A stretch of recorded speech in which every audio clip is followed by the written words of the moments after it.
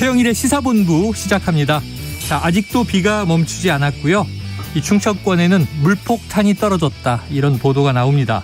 자, 피해가 속출하는 가운데 이 비는 다시 수도권으로 올라오고 있다고 합니다. 자, 어제 서울은 비가 내리지 않았지만요, 교통은 밀리고 밀렸고요. 이 동네 전통시장을 저도 지나면서 보니까 이 상점에 들이친 침수 피해를 복구하고 또 빗물에 젖어 버려진 식재료들이 쌓여 있고 상품들이 쓰레기가 되어 이 치우는 일들이 한창이더군요. 이 소상공인은 벌써 추석 장사 망쳤다면서 울상입니다. 자, 대통령은 이 참변 주택을 찾았다가 한 말이 논란. 집권 여당은 내부 비상선언 중, 또 야당은 이 당헌 80조 개정 문제가 튀어나와서 이른바 마녀 논란에 쌓여 있습니다. 자, 대한민국 민생과 정치권, 이 전혀 다른 세상에 있는 것 같습니다. 국회의원 300명, 여기에 또 딸린 보좌관이 차라리 수해복구 지원에 나서는 게 민생에 도움이 되지는 않을까 생각해 봅니다. 자, 청문보고서가 채택되지 않은 윤희근 경찰청장 임명 강행이 됐고요. 이 치안 공백을 그냥 둘 수 없어서 시급한 일이라고는 하는데, 자, 그 중요하다는 검찰은 왜 총장 공석이 이렇게 긴 걸까요? 최영일의 시사본부 출발합니다.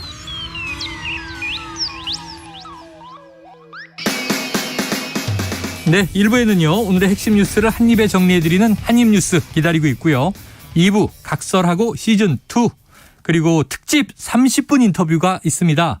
자, 부동산 버블의 배경과 그 대책을 전문가를 모시고 알아보도록 합니다. 자, 한입에 쏙 들어가는 뉴스와 찰떡궁합, 디저트송 신청 기다리고 있으니까요. 오늘 뉴스에 어울리는 노래가 있으면 문자 샵 9730으로 자유롭게 보내주십시오.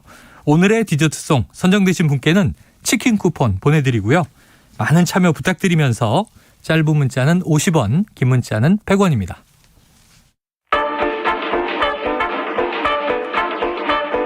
최영일의 시사본부 한입뉴스. 네, 한입뉴스 헬마우스 임경민 작가, 그리고 박정호 오마이뉴스 기자와 함께하겠습니다. 두 분 어서 오세요. 안녕하세요.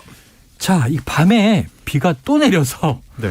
잠이 안 와요. 잠이. 빗소리가 계속 들리면 불안하더라고요. 맞습니다. 저 동작구 사당동, 이게 8일 날 침수를 경험을 했습니다.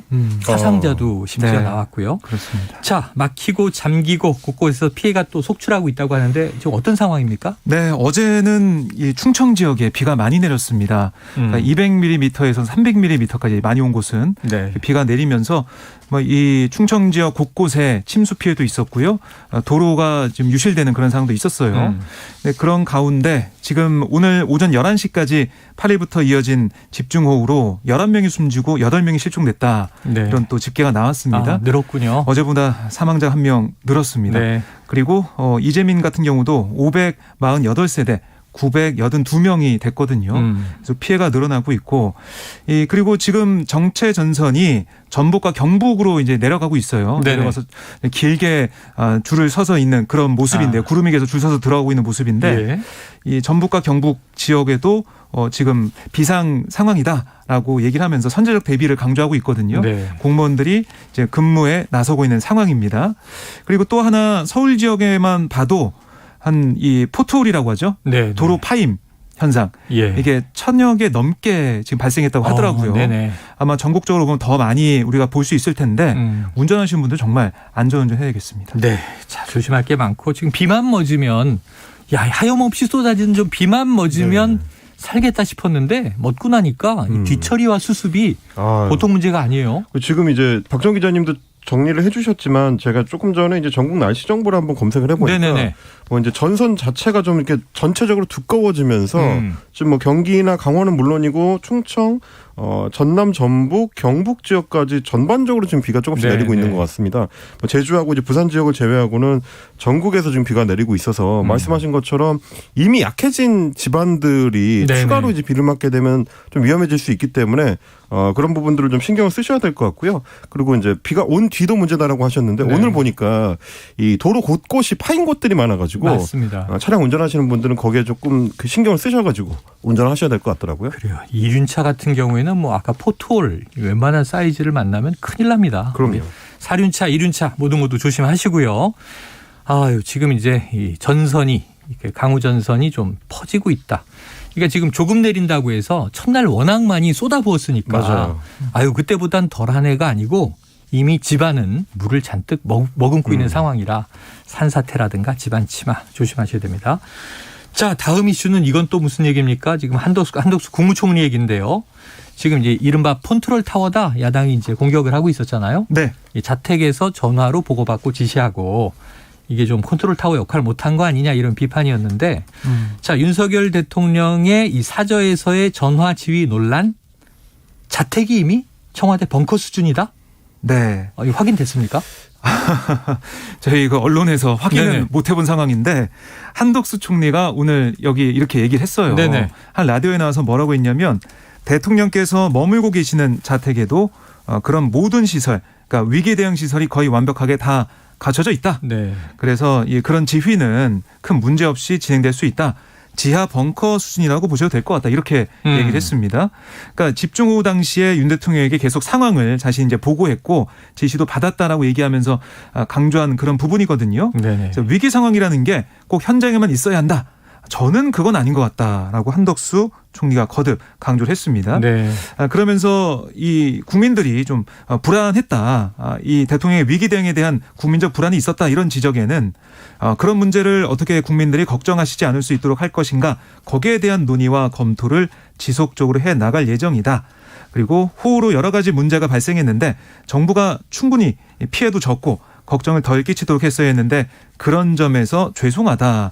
이렇게 사과하는 모습도 있었습니다. 네. 그런데 이게 좀 논란이 있는 게 지금 이제 민주당 쪽 유인태 전 총장 바로 또 비판을 내놨어요.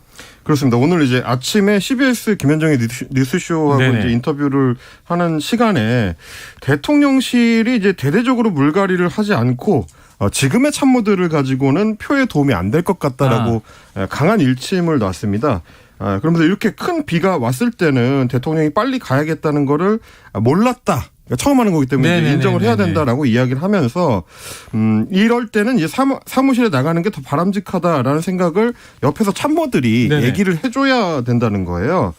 그러니까 이제 그 맥락에서 보면 한덕수 총리의 오늘 발언도 결국은 대통령의 그날 판단이 이제 틀리지 않았다라는 거를 계속해서 이제 강변하는 거고, 네네. 뭐 말씀하셨던 것처럼 꼭 현장에 있어야 되는 거는 당연히 아니죠. 그리고 그러다 보니까 지금 비판의 초점도 현장에 나갔어야 된다라는 얘기는 거의 없습니다. 네네. 그러니까 포인트를 지금 잘못 잡고 있는 거예요.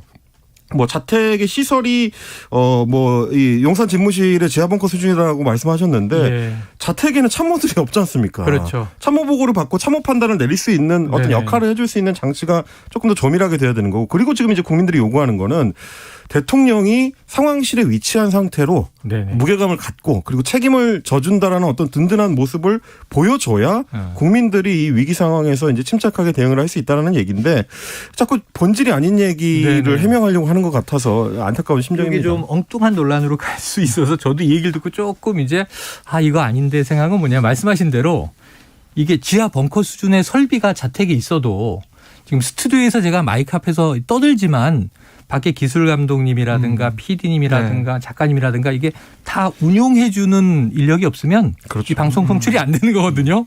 그러면은 윤석열 대통령도 처음 해보시는데 좀 이 벙커 수준의 시설을 직접 운영한다는 거예요. 그렇죠. 이게 궁금하더라고요. 네. 네. 그래서 지금 네. 이 컨트롤 타워가 아니고 이게 대통령실이 폭우 상황에 좀 우왕좌왕했던 거 아니냐는 정황들도 나오는 것 같습니다. 제가 좀 안타까운 게 뭐냐면 다른 방송에서도 몇 번 말씀을 드렸습니다만 우리가 계속 익숙하게 봐왔던 정치인들의 그 노란색 민방위복 착용이 네네네. 예전에는 저 쇼다. 네네. 저렇게 현장 가가지고 보여주려고만 한다라는 비판들이 많았는데 그런 얘기들이 좀 바뀌었던 계기가 2020년에서 2021년 어간에 정은경 전 질병관리청장이 그 민방위복을 입고 네. 국민들이 안심할 수 있게 매일매일 브리핑을 하고 네. 설명을 하는 모습. 네. 그걸 통해서 이게 복장의 무게나 그게 국민들한테 줄 수 있는 메시지가 전혀 다르다는 거를 한번 경험을 했거든요. 네. 그걸 위해서라도 최고 책임자가 그런 모습을 이 국민들한테 보여줄 필요가 있는데 그 부분에서 이번에는 조금 실패하지 않았나. 거기에 대한 어떤 반성이 없으면 네. 다음에 또 개선시키기가 어렵거든요. 이 부분이 좀 대통령실 참모들이 좀 숙지해야 될 부분인 것 같습니다. 그래요. 자, 이게 이제 대통령실 우왕좌왕 제가 이 얘기를 한 것이 뭐였냐면 어제 우리가 이 자리에서도 얘기했던 게 여러 또 이게 여권 인사도 그런 얘기를 하셨어요. 이게 윤석열 대통령 어쨌든 사과는 잘한 거다. 지금 취임 후에 첫 사과가 나왔다. 이 폭우 관련해서. 근데 대통령실은 이거 사과가 아니라 그랬나요? 그러니까 이게 기자들과의 대통령실 이제 관계자 문답이 있었습니다. 네. 그러니까 기자들 어떻게 물어봤냐면 어제 있었던 거 죄송한 마음이다. 희생자의 명복을 빌면서 불편을 겪은 국민들께 정부를 대표해서 죄송한 마음이다. 이렇게 얘기했던 윤 대통령의 발언. 이게 취임 이후 첫 사과로 볼 수 있냐. 이렇게 기자들이 물어봤어요. 그랬더니 관계자는 굳이 사과라고 생각하지 않는다.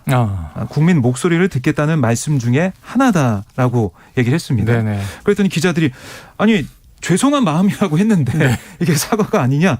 답변을 좀 명확히 해달라라고 재차 묻자 사과다. 사과 맞다. 이렇게 인정을 했고요. 네네네. 첫 번째라는 그 것에 너무 의미를 크게 두셔서 말씀드린 거다. 이렇게 정리를 했는데 기자들이 질문하고 답변을 들으면서도 참 이해가 안 되는 거죠. 네네. 대통령은 죄송한 마음이라고 사과를 했는데 대통령실은 사과가 아니다 그러고 예. 또 해명한 것도 첫 번째라는 것에 너무 의미를 크게 뒀다라서 그렇게 얘기했다? 아니 근데 처음으로 죄송한 마음 이런 사과 표명이 예. 나온 건 사실이잖아요. 네네. 거기에 대해서 확인하는 건데 그것도 좀 피하려는 아니라고 좀 자르려는 이런 모습 이게 좀 국민들과의 소통이 제대로 되는 모습이냐 이런 지적이 나오는 것 같습니다. 그러니까 대통령실은 이제 대통령을 좀 이렇게 방어하려는 입장이 강할 수밖에 없다는 점을 인정하더라도 그러니까 사실은 좀 이게 민주사회의 대통령은요, 전 국민들에게 사과 많이 하는 게 좋다 이런 생각이 들어요. 맞아요. 완벽하면 가장 좋은데 대통령도 사람이다 이런 얘기 하잖아요. 완벽할 수 없기 때문에 만약에 이제 실수나 실책이나 불찰이 있었던 점들은 빠르게 고개 숙이고 사과하면 오히려 국민들이 그렇구나 실수 인정하는구나 다음에는 이런 일이 없어야지 함께 갈 수 있을 것 같거든요. 그러니까 아마 대통령실이나 뭐 이제 대변인실에서는 대국민 사과라는 단어의 이제 무게감 때문에 네네네네. 다소 이제 그 의미에 대해서 좀 이렇게 농도를 낮추고 네. 싶은 의도가 있었지 않나 싶어요. 그러니까 대국민 사과라고 하면 보통은 이제 예전 대통령들처럼 공식적으로 이 기자회견을 잡고 대통령이 원고를 들고 나와서 네네. 뭐 카메라와 1대1로 이 선 상태에서 하는 것들을 보통 떠올리기 때문에 네. 이번에는 어떻게 보면 대변인실 입장에선 살짝 사과한 거다라고 이제 넘어가고 네, 싶었던 네, 것 같은데 그것보다는 말씀하신 것처럼 자주 사과할 수 있는 것도 용기고 정치력이다. 예. 네, 그런 부분을 좀 말씀을 드리고 자, 싶습니다. 형식의 엄중성보다는 진정성이 국민과 통하기를 기대해 보면서 자 그런데 문제는 이번에 수도권에 폭우가 온 첫 번째 요인이야 뭐 자연적인 문제지만 이 반지하 주택에서 참변들이 났습니다. 서울시가 대책을 내놨죠? 네, 지금 보면은 이번에 이 사태가 벌어진 다음에 이런 근본적인 원인을 좀 없애야겠다라고 서울시가 생각을 하고 있는 겁니다. 그래서 장기적으로 서울에서 지하 또 반지하 주택을 없애는 그런 목표를 세웠어요. 그래서 지금 보면은 2020년 기준으로 전체 가구의 5% 수준인 약 20만 호의 지하 또 반지하 주거용으로 사용되고 있는 네, 부분이 있거든요. 그래서 우선 서울시는 이 지하 반지하의 주거 목적의 용도를 전면 불허하도록 건축법을 개정하기 위해서 정부와 협의하겠다 이렇게 얘기를 했고 그리고 이게 사실은 법 개정을 좀 해야 되는 건축물 관련해가지고 건축법 개정이 있기 때문에 시간이 좀 걸리죠. 네. 그래서 서울시가 이번 주 중으로 건축 허가 시에 지하층은 주거용으로 허가하지 않도록 각 자치구에 건축 허가 원칙을 전달하겠다 이렇게 얘기를 했고 또 반지하 주택 일몰제를 추진한다고 해요. 그래서 기존에 허가된 지하 반지하 건축물에 10년에서 20년 유예 기간을 두고 네. 순차적으로 이 주거용 지하 반지하 건축물을 없애겠다. 그래서 이 집주인이 그걸 주거용을 안 쓴다 그러면 뭐 인센티브를 주는 방안 이것도 좀 고민하고 있다고 합니다. 그래서 이 비주거용으로 뭐 창고나 근린생활시설이나 주차장 등으로 전환할 수 있게 서울시가 유도하겠다 이렇게 강조를 했습니다. 네, 안전을 위해서는 지금 상황을 보면 어떤 대책이라도 필요하다는 생각이 드는데 네. 임 작가님 네. 궁금한 건 이거예요. 지금 수도권에 이제 반지하 가구가 20만 호 정도 그렇죠. 지금 뭐 1인 가구는 늘어나고 있고 한 이게 5% 정도 되는 숫자라고 하는데 네. 그러면은 이들은 어디로 가요? 그러니까 그게 문제인 거죠. 그러니까 지금 사실 안 그래도 주택이 모자라다고 하는데. 뭐 솔직히 말하면 누가 반지하 주택에 살고 싶어서 사는 건 아니거든요. 네네네. 그러니까 말하자면 생활이 형편이 안 되기 때문에 어쩔 수 없이 선택하는 경우들이 대부분인데 그걸 이제 단순히 그냥 없애겠다라고 하면은 그럼 우리는 어디로 가란 말이냐라는 얘기가 나올 수밖에 없는 거고요. 이거는 사실 임차인이나 임대인이나 양쪽 다 어려움에 처할 수 있는 부분이 있기 때문에 지금 서울시가 뭐 나름대로는 여러 이제 대응 방안들을 이제 같이 좀 내놓긴 했습니다. 네. 그걸 유도할 수 있는 뭐 인센티브도 주고 여러 가지 방면들을 내놓긴 했는데 문제는 뭐냐면 이 방안이 이번에 처음 나오는 게 아니라는 거죠. 네네. 2010년에도 뭐 폭우 때문에 큰 물난리가 났을 때 역시 마찬가지로 반지하에서의 어떤 어려움들이 많았고요. 네네. 그러다 보니까 그때도 마찬가지로 주택법을 바꿔가지고 이 서울시 건축위원회 같은 데서 이제 심의를 거치면 반지하를 신축을 하는 거를 허가를 내주지 않을 수 있는 근거는 이미 있습니다. 계속해서 반지하 허가가 나가서 지어졌거든요. 네. 그러니까 이런 정책을 시행한다고 하더라도 실제 공무 단위에서 집행을 할 때는 이게 개인재산권이라고 그 임대인들이 주장을 할 경우에는 잘 못 막아요. 그러니까 이걸 조금 더 명확하고 확실하게 의지를 가지고 하려는 목표점을 잡아야 되고 네. 가장 좀 걱정이 되는 거는 서울시가 그분들을 수용할 수 있을 만큼의 충분한 임대주택 계획을 가지고 있느냐. 네네. 그리고 또 그걸 이제 확신을 심어줄 수 있느냐. 이런 부분들에 대해서 이제 좀 더 명확한 방침이 나와야 되지 않나 싶긴 합니다. 네, 그래 알겠습니다. 안전을 생각하면은 뭐 특단의 조치가 필요해 보이는데 문제는 그렇게 되면 그 다음에 여기 살던 분들은 어떻게 그 가격 문제도 있고 말이죠. 그래서 그렇다면 결국은 더 안전하고 질 좋은 또 반지하나 이 지하가 아닌 주택 공급 대책과 병행해서 가야 되지 않겠나 생각을 해봅니다. 자, 지금 12시 36분을 넘은 시간입니다. 지금 이제 기상도 걱정이고요. 점심시간 교통 상황 어떤지 좀 알아보고 가겠습니다. 교통정보센터의 김한나 리포터 나와주세요. 네, 시각 교통정보입니다. 지금 잠수교는 여전히 양방면으로 통제 중에 있고요. 양재천로 양재천교에서 영동 1교 사이도 막혀 있습니다. 또 올림픽대로 여의 상하류 나들목에서 진출입로 방면으로도 전면 통제고요. 노들로 여의 상류나들목 연결로 그리고 당산나들목, 자양나들목 등 11개의 나들목 역시 지나갈 수 없습니다. 지금 우회도로에서 혼잡이 있는 곳이 많은 만큼 안전운전 하셔야겠습니다. 고속도로에서는 용인서울고속도로 토사 유출 복구 작업을 하고 있습니다. 서판교 나들목에서 서분당 나들목 본선 3개 차로 중에 1개 차로로만 통행이 가능하고요. 광주 원주고속도로도 지정 1터널 입구에서 작업을 하고 있어서 부근으로 정체되고 있습니다. 목적지까지 안전운전하시기 바랍니다. KBS 교통정보센터였습니다.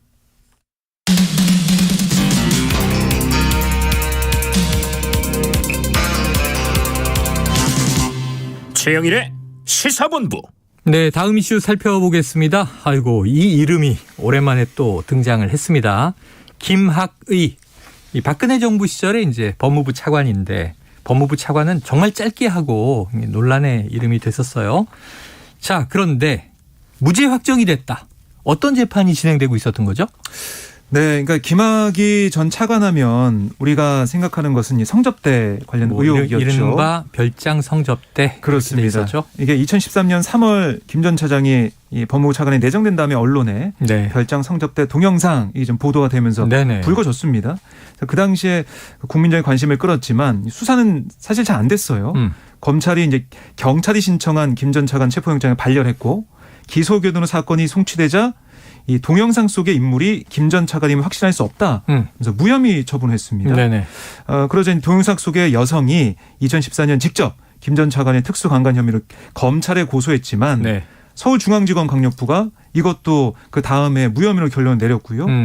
예, 이 씨가 또 법원의 기소 여부를 다시 따져달라 이렇게 낸 재정 신청도 증거 불충분을 이유로 기각이 됐어요. 네. 그래서 이렇게 사건이 묻히는가 했는데 이게 문재인 정부 출범 이후 2018년 4월 이 법무부 산하 검찰과거사위원회가 김 전 차관 사건 수사를 권고하면서 네. 다시 수사로 떠올랐습니다.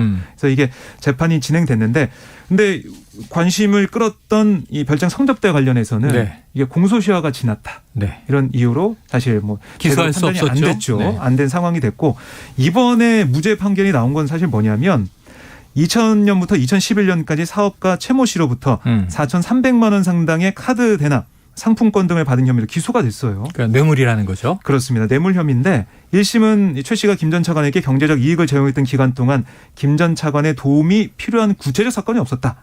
또 공소시효가 지난 부분이 있다. 무죄 판결을 했는데 항소심에서 뒤집힙니다. 최 씨가 현직 검사였던 김 전 차관에게 경제적 이익을 주고 도움을 얻겠다는 구체적인 이유가 의사가 있었다. 네. 그래서 유죄로 뒤집었고요. 징역 2년 6개월에 벌금 500만 원. 추징금 4,300만 원을 선고했어요. 그런데 이게 또 대법원에서 네. 뒤집힙니다. 파기환송이 되는데 왜 그러냐. 검찰이 공판 출석 직전에 증인을 불러서 면담을 했고 그 결과 1심 진술이 번복된 이상 진술 신빙성을 담보할 수 없다.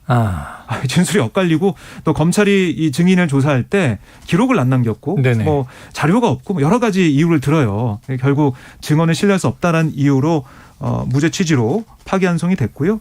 이 다시 열린 2심은 첫 대법원 판결 취지대로 무죄를 선고했고 바로 이제 오늘 이 제3고심 대법원에서 무죄를 최종 확정했습니다. 최종적으로 그렇습니다. 재판을 한 5번 한 거군요. 네, 9년 만에 이렇게 최종 판례 내려진 겁니다. 그런데 이제 우리 머리에는 이 국민들 머리에는 이제 별장 성접대가 네. 있는데 그건 동영상 속 인물이 김학이라고 특정할 수가 없다 해서 이제 결국은 이제 공소시효 지나고 기소가 안 됐고 그 이후에 이제 뇌물 혐의가 9년 재판의 끝. 임 작가님 어떻게 보십니까? 그러니까 이게 이제 재판 형식 논리적으로 보면 김학이라는 개인이 부당한 기소를 당해서 다 무죄를 받은 셈이 돼버렸습니다. 부당한 결과적으로 기소? 보면 네네. 결과적으로 보면 대부분의 혐의가 벗겨진 셈이 됐고요. 네네. 실제로는 이 사람이 죄가 없는데 예. 거의 10년을 재판에 끌려다닌 사람처럼 돼버렸잖아요. 그러니까 왜 이렇게 결론이 났는지에 대해서 검찰이 내부적으로 아주 뼈아픈 반성을 해야 되지 않나 싶어요. 네. 뭐 말씀하신 것처럼 소위 그 유명한 그 동영상 속 인물, 네네. 그러니까 심증상으로는 대부분의 국민들이 누군지 알 것 같은데 네네. 유독 검찰과 재판부만 예. 누군지 잘 모르겠다고 했었던 그 동영상 속 인물을 비롯해서 네네. 여러 증거 자료들이 워낙 시간이 오래 그 지체되는 동안에 네. 유실되거나 혹은 뭐 증언에 단순히 의존할 수밖에 없었던 어떤 상황들이 있어서 결국은 사건이 이렇게 오지 않았나 싶은 거고요. 그러면 검찰 입장에서 그걸 다시 되돌려 보면 사건이 초기에 문제제기가 됐었던 시점에 제대로 수사가 되고 증거 수집이 충분히 됐더라면 그 10여 년이 지난 뒤에 기소를 하거나 이렇게 하지 않고 초반부터 제대로 단도리를 잡아 들어갔더라면 지금 같은 결과가 나왔을 것이냐. 그거는 검찰에 이제 일하고 있는 분들이 검사들이 누구보다 잘할 겁니다.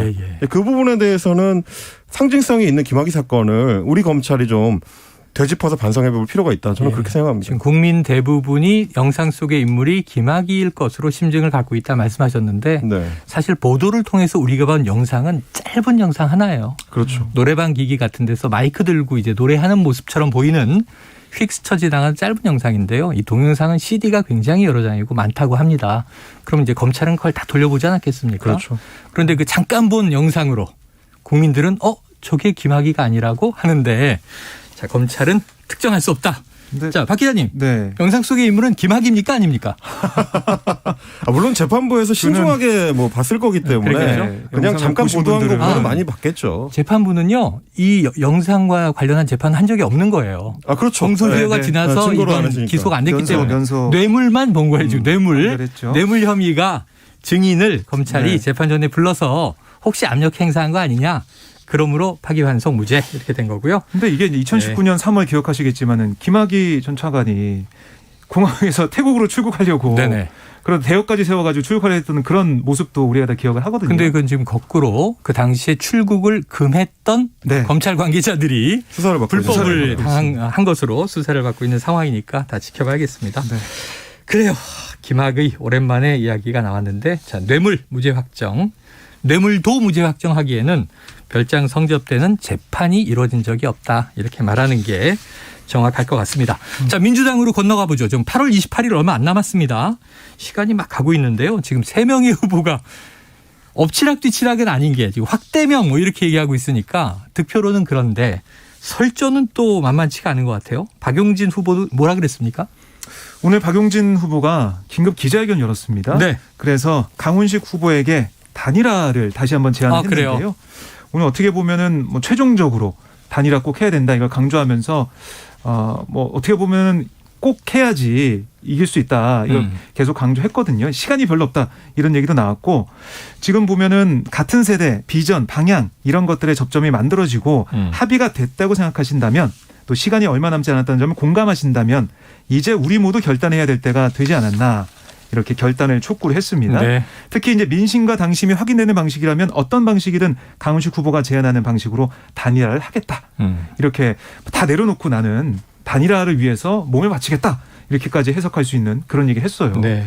근데 문제는 당사자죠. 상대방 강훈식 후보 입장인데 강훈식 후보는 오늘 입장을 내놓은 걸 보니까 아니 지금 75대 20대 5 이 정도 되잖아요. 득표율이. 대략적으로. 그런데 20%와 5%가 합친다고 해서 뭐 30%가 안 되지 않냐. 네네. 25%밖에 안 되는데 과연 이재명 후보를 이길 수 있겠냐. 이 현실적인 문제를 제기했고 그리고 미래 비전과 가치와 정책으로 뭔가 토론을 하면서 국민들 선택을 받아야 되는데 반 이재명, 그러니까 이재명을 이기기 위해서 그냥 공학적인 단일화하는 것은 네네. 잘못된 거 아니냐 이런 취지 얘기를 하고 있습니다. 자, 임 작가님은 네. 작가시니까 좀 이제 상상력이 풍부하시잖아요. 네. 그러니까 이걸 하나의 이제 우리가 드라마라고 생각을 한다면 지금 드라마를 보는데 시청자들이 네. 결말이 너무 뻔해. 그렇죠. 그럼 안 보잖아요.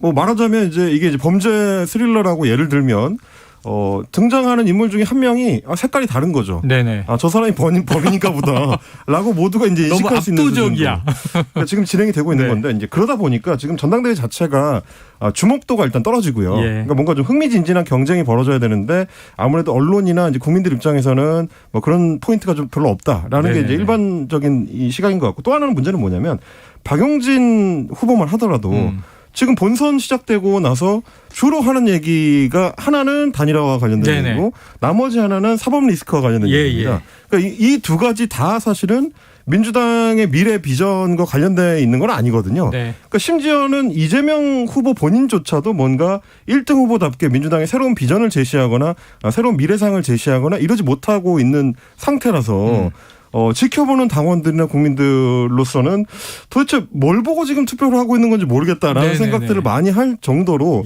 지금 민주당의 전당대회 자체가 좀 이렇게 흥행 요소가 없는 상태고요. 네. 그런 상태에서 과연 단순히 그냥 이재명 후보를 막기 위해서 단일화를 하는 걸로 흥행 포인트를 만들어낼 수 있을까?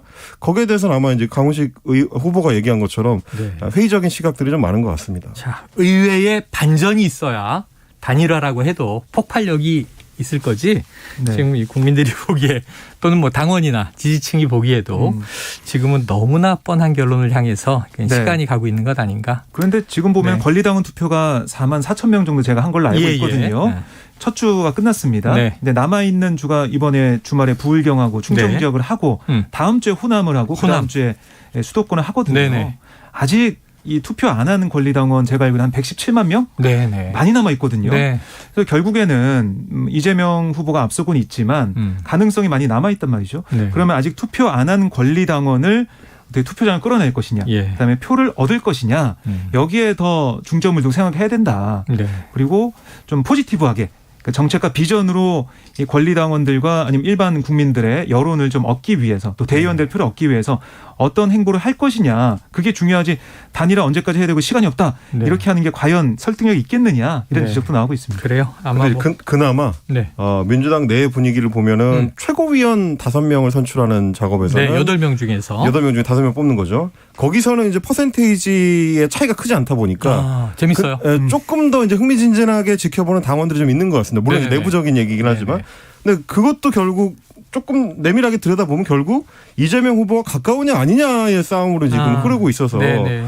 아마 민주당 당원들 입장에서는 좀 답답하겠다 싶긴 해요. 전당대회의 어떤 전체적인 흐름이 결국 이재명이냐 아니냐, 뭐 이재명 후보를 위해서 당원을 개정할 거냐 말 거냐, 네네. 뭐 이 사법 리스크를 뭐 어떻게 할 거냐 이런 얘기들로만 주로 이루어지다 보니까 제1야당으로서의 어떤 새로운 목표 지점을 보여주는데 실패하고 있지 않나. 바깥에서 지켜볼 때는 이제 그런 좀 안타까움이 있습니다. 자, 일주일 정도 지나면 이제 전당대회는 열흘쯤 남습니다. 지금 이제 2주 이상 남아 있는 거고요. 한 다음 주 이 시간 정도에 이제 임경민 작가에게 8명 후보 최고위원 중에서 네. 5명 누군지 한번 또 예언을 들어보도록 하겠습니다. 다음 주에는 오창석 작가가 돌아오니까 수요일에 질문을 해주십시오. 아니, 금요일에 할래요. 금요일에 할 거예요. 네. 자, 이게 다음에 국민들이 뉴스를 보면 이게 무슨 뜻이지? 좀 그러실 수 있을 것 같아요. 3불에 더해서 1한 숫자입니다. 3가지 불에 1가지 한이다 이런 뜻인데 다 이게 또 한자죠.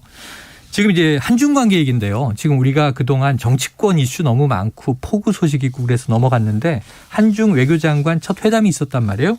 지금 중국 외교부 입장에서 나온 이야기인데 3불 1한이 뭔지 좀 설명해 주세요. 네, 이게 이제 사드를 우리 이제 배치할 때 사드 이미 들어와 있는데. 네, 그때 이제 중국에서 거세게 반발했죠. 네네. 그래서 우리가 이 중국과 여러 가지 협의를 하면서 얘기했던 게 바로 이 3불입니다. 3불 얘기에서 어떤 거냐면 사드를 추가하지 않겠다. 네, 추가 배치하지 않는다. 상조에서 있지만 추가 배치하지 않겠다. 또 미국 미사일 방어 MD 체계에 들어가지 않겠다. 그리고 한미일 군사동맹에 불참하겠다. 이게 사드 3불이라고 불리는 그 정책이었는데요. 네. 이걸 이제 전 정부에서 얘기를 해서 사드 3불을 협의했고 그다음에 이제 이란까지 얘기가 나오고 있어요. 이란은 뭐냐면 지금 배치돼 있는 기존의 사드의 운영도 제한한다. 근데 이란 여기까지 거론하고 있는데 이번에 박진 외교부 장관이 왕이 부장하고 만났잖아요. 네, 그렇죠. 분위기는 뭐 그냥 괜찮았습니다. 생각보다. 네네. 괜찮고 서로 얘기도 하고 입장도 얘기하면서 이해하는 것처럼 지나갔는데 거기에 또 한중 수교 30주년이잖아요. 그렇습니다. 분위기가 화기애애했고 뭐 이제 왕이 부장 같은 경우는 이제 서울 가면은 중국지가 짜장면 먹는다 뭐 이런 얘기 하는 화기애애한 분위기였는데 중국 외교부가 브리핑에서 어떤 얘기를 했냐면 사드 3불에 더해서 이란까지 거론하면서 이거 지켜라. 그러니까 우리 나라 이제 한국을 압박하는 모양새를 취했거든요. 네네. 그러니까 이제 좀 사실 발등에 불이 떨어진 것처럼 아니 이게 전 정부의 문재인 정부에서도 이거를 뭐 합의하거나 무슨 약속한 그런 건 아니다. 네. 또 이란도 없었다라고 하고 있는데 정부도 바뀌어 있는 상황에서 왜 네. 이걸 중국은 주장하냐? 우리는 이게 좀 불만이 좀 있는 거예요. 그래서 이거 어떻게 좀 외교적으로 잘 수습을 할지 이게 사드 입장차가 경제사회 문화 분야로 불똥을 튀지 않게 관리를 어떻게 할지 이 외교적 역량이 좀 본격적인 시험대에 서 있다 이렇게 볼 수도 네, 있겠습니다. 그런데 이게 이제 궁금한 게 이런 거죠. 지금 여러 해가 막 흘러가고 있지만 그렇죠. 사드 뭐 대단하지 않았습니까? 그때 한한령, 뭐 혐한령 이런 네. 얘기 나왔는데 근데 중국이 지금 한 얘기는 한국 정부가 사드 운용 제한을 선서했었다. 선서라는 표현을 쓰니까 선서 이 느낌이 좀 이상하잖아요. 그런데 또 우리 정부는 여기에 대해서는 뭐 선서하거나 이런 얘기를 한 적이 없다는 확약한 겁니다. 바가 없다 이런 네, 얘기잖아요. 언급한 게 없는 겁니다. 야, 이게 뭐 진실 공방입니까?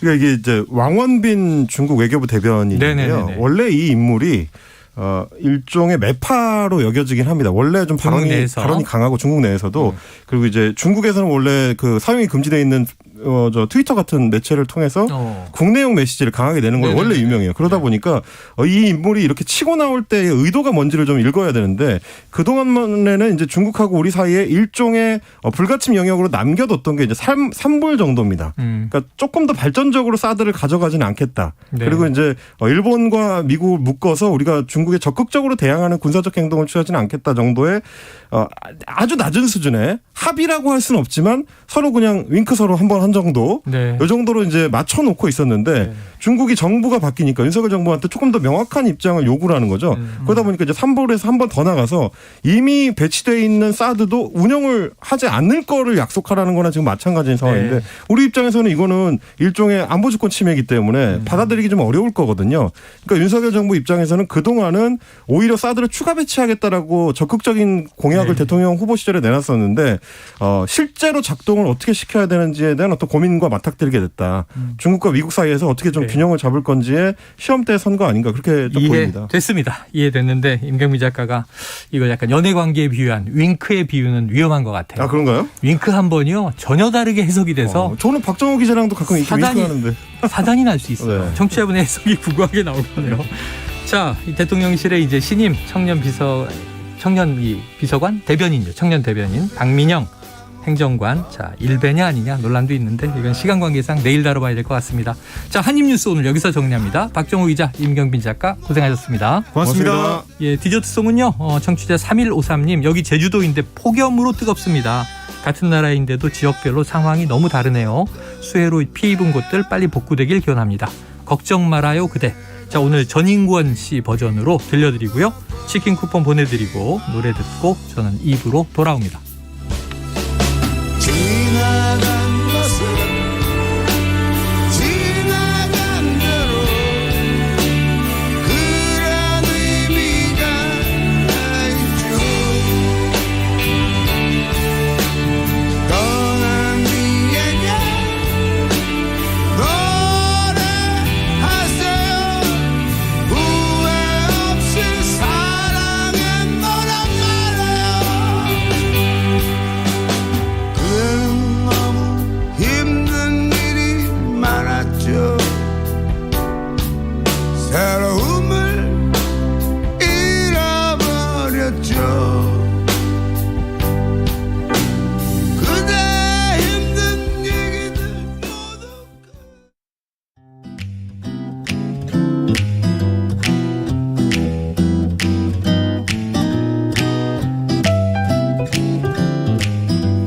안녕하세요. 바른말 고운말입니다. 좋은 마음으로 다른 사람을 도와줬는데 간혹 예상치 못했던 실수를 하는 바람에 일을 그르칠 때가 있습니다. 심지어 안 도와준 것만 못하게 될 때도 있어서 안타까운데요. 다른 사람을 도와줄 때는 두 벌일 하지 않게 처음부터 일을 꼼꼼히 해야 뒤탈이 나지 않을 겁니다.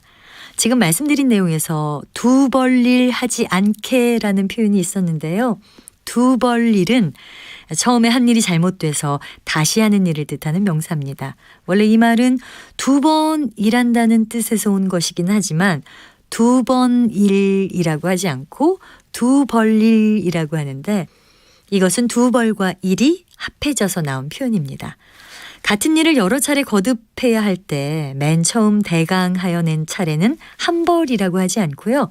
초벌이나 애벌이라고 하고요. 두 벌은 초벌 다음에 두 번째 하는 일이나 두 번 하는 일을 말합니다. 특히 두 벌일은 두 벌일이라고 연음해서 발음하지 않고 리을 첨가해서 두 벌일이라고 발음한다는 점에서 유의해야겠습니다. 두 벌이란 말이 들어간 표현 중에서 두 벌잠은 한 번 들었던 잠이 깨었다가 다시 드는 잠이고요. 두 벌가리는 논이나 밭을 두 번째로 가는 일이라는 것도 참고해서 알아두시면 좋겠습니다.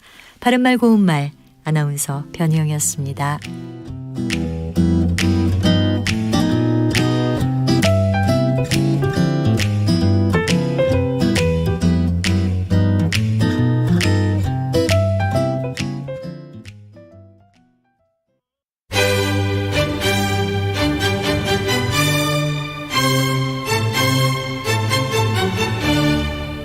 여유로운 저녁 시간, 고품격 시사토론과 함께하세요.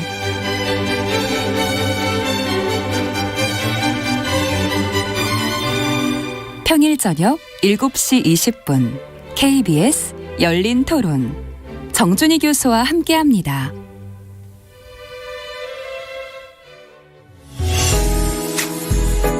역사, 예조판서 그다음에 좌천성을 지낸 유근이라는 분, 이분이 경제, 달러가 좀 전 세계적으로 좀 귀해졌습니다.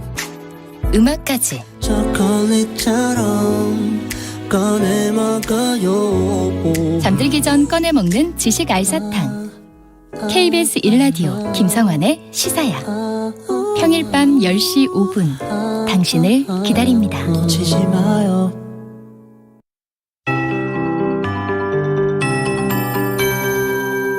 KBS 58분 날씨.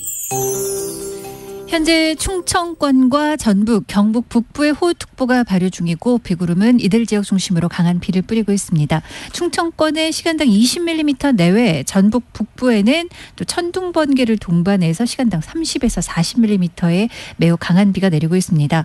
충청 지역 중심으로는 지금까지 200에서 300mm 안팎의 폭우가 쏟아져 내렸고 전북 지역도 100에서 200mm 이상의 강우량을 기록하는 곳이 많습니다.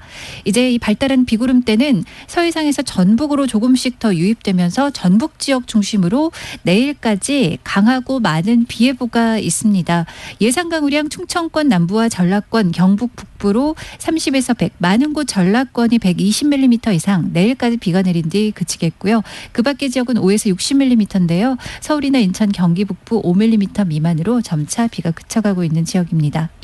이렇게 비가 내리면서 남부지방의 기온도 조금씩은 떨어졌습니다. 현재 폭염특보는 제주 지역에만 남아있고 제주는 오늘도 35도까지 기온이 치솟겠습니다. 서울, 광주의 오늘 낮 기온 28도, 대전, 세종 27, 강릉 29, 대구 30도로 예보돼 있고요. 내일 서서히 비 오는 지역에 비가 그치고 나면 또 모레는 전남, 남해안과 제주에 비 소식이 있고 다음 주에도 월요일에 중부지방에 비가 내리겠습니다. 현재 서울 기온 25.1도입니다. 최영우였습니다.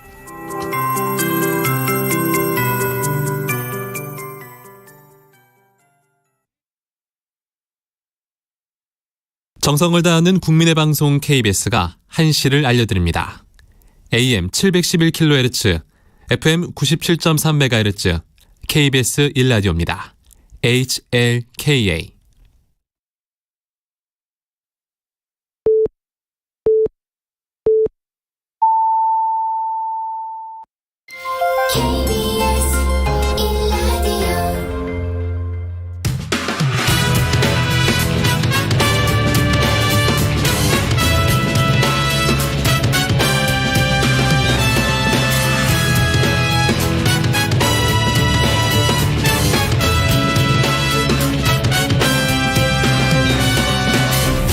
KBS 1라디오 최영일의 시사본부.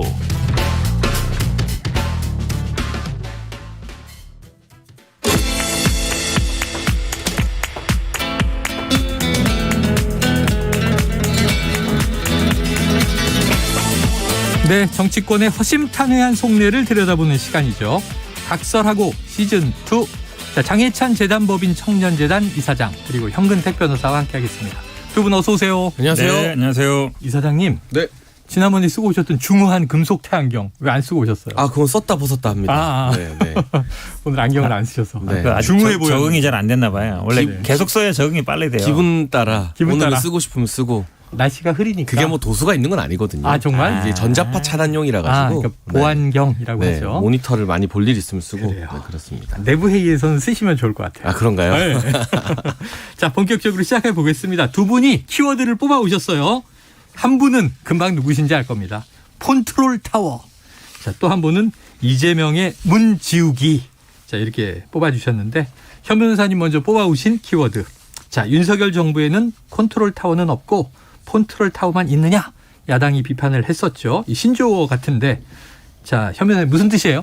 뭐 제가 지은 건 아니고요. 네. 당내 지금 이제 선거가 되다 보니까 네. 아마 특히 아마 이제 지금 비가 계속 지금 남부지방도 오고 이러다 보니까 이게 아마 끝나기 전에는 계속 회자될 수밖에 없는데 핵심적인 건 이제 국가의 어쨌든 재난 상황이잖아요. 네. 재난 상황에서 과연 이거를 컨트롤 제대로 하고 있느냐. 이게 아마 가장 논란이 되는 건 아마 8일이겠죠. 8일 날 그날 아마 기억하시겠지만 아침에 이제 비상 1단계가 있었고 예. 저녁에 이제 9시쯤에 이제 2단계 있었고 그날 이제 새벽 넘어가면서 굉장히 상황이 심각해졌거든요. 밤새 상황이 아주 그러니까 8일 날 밤이 굉장히 어찌 보면 심각한 상황이었는데 맞아요. 예전에 이제 대통령실 같으면은 지하에 이제 위기관리센터가 있으니까 위기관리센터라는 게 아시겠지만 뭐 전국에 있는 모든 CCTV 연결, 경찰서, 소방서 연결이 되고 바로바로 그 어쨌든 보면서 시각적으로 보면서 통신도 가능하고요. 그럼 예를 들어서 뭐 그 당시에 뭐 신림동 문제되면 신림 뭐 예를 들어서 관악구청을 연결한다든지 그 바로바로 되는 거거든요. 그래서 상황 파악도 되고 지휘가 되는 장소인데 그날 이제 퇴근을 했단 말이죠. 퇴근을 하시고 뭐 집에서는 전화로 했다 그러는데 그럼 뭐 이게 단순히 이제 전화로만 뭘 지시해도 되는 상황이냐. 네. 그날 이제 더 논란이 됐던 거는 뭐 언론에 다 나왔습니다만 내가 가다 보니까 우리 집도 비가 새고 있더라. 퇴근 중에. 네, 퇴근 중에. 집은 아니고 집 아래 인근 집 아래 아파트에 이미 거기 침수가 굉장히 되더라. 산 위에 있는 데잖아요. 네네. 네, 그러다 보니까 논란이 된 건데 저는 이런 생각이 들어요. 예를 들어서 뭐 군 생활을 했거나 아니면은 공공기관에 근무해 본 사람들은 대부분 알아요. 이런 상황이 어떻게 해야 되는지 알거든요. 일단은 위치로 가요. 그거는 뭐 퇴근 시간 이런 거 없습니다. 지금 군 생활이나 공무원 생활이나 아니면 뭐 이런 어떤 이게 비상 민방위 훈련 해본 분들은 알아요. 상황이 딱 되면 일단 자기 위치 갑니다. 거기서 일단 지키는 게 우선이거든요.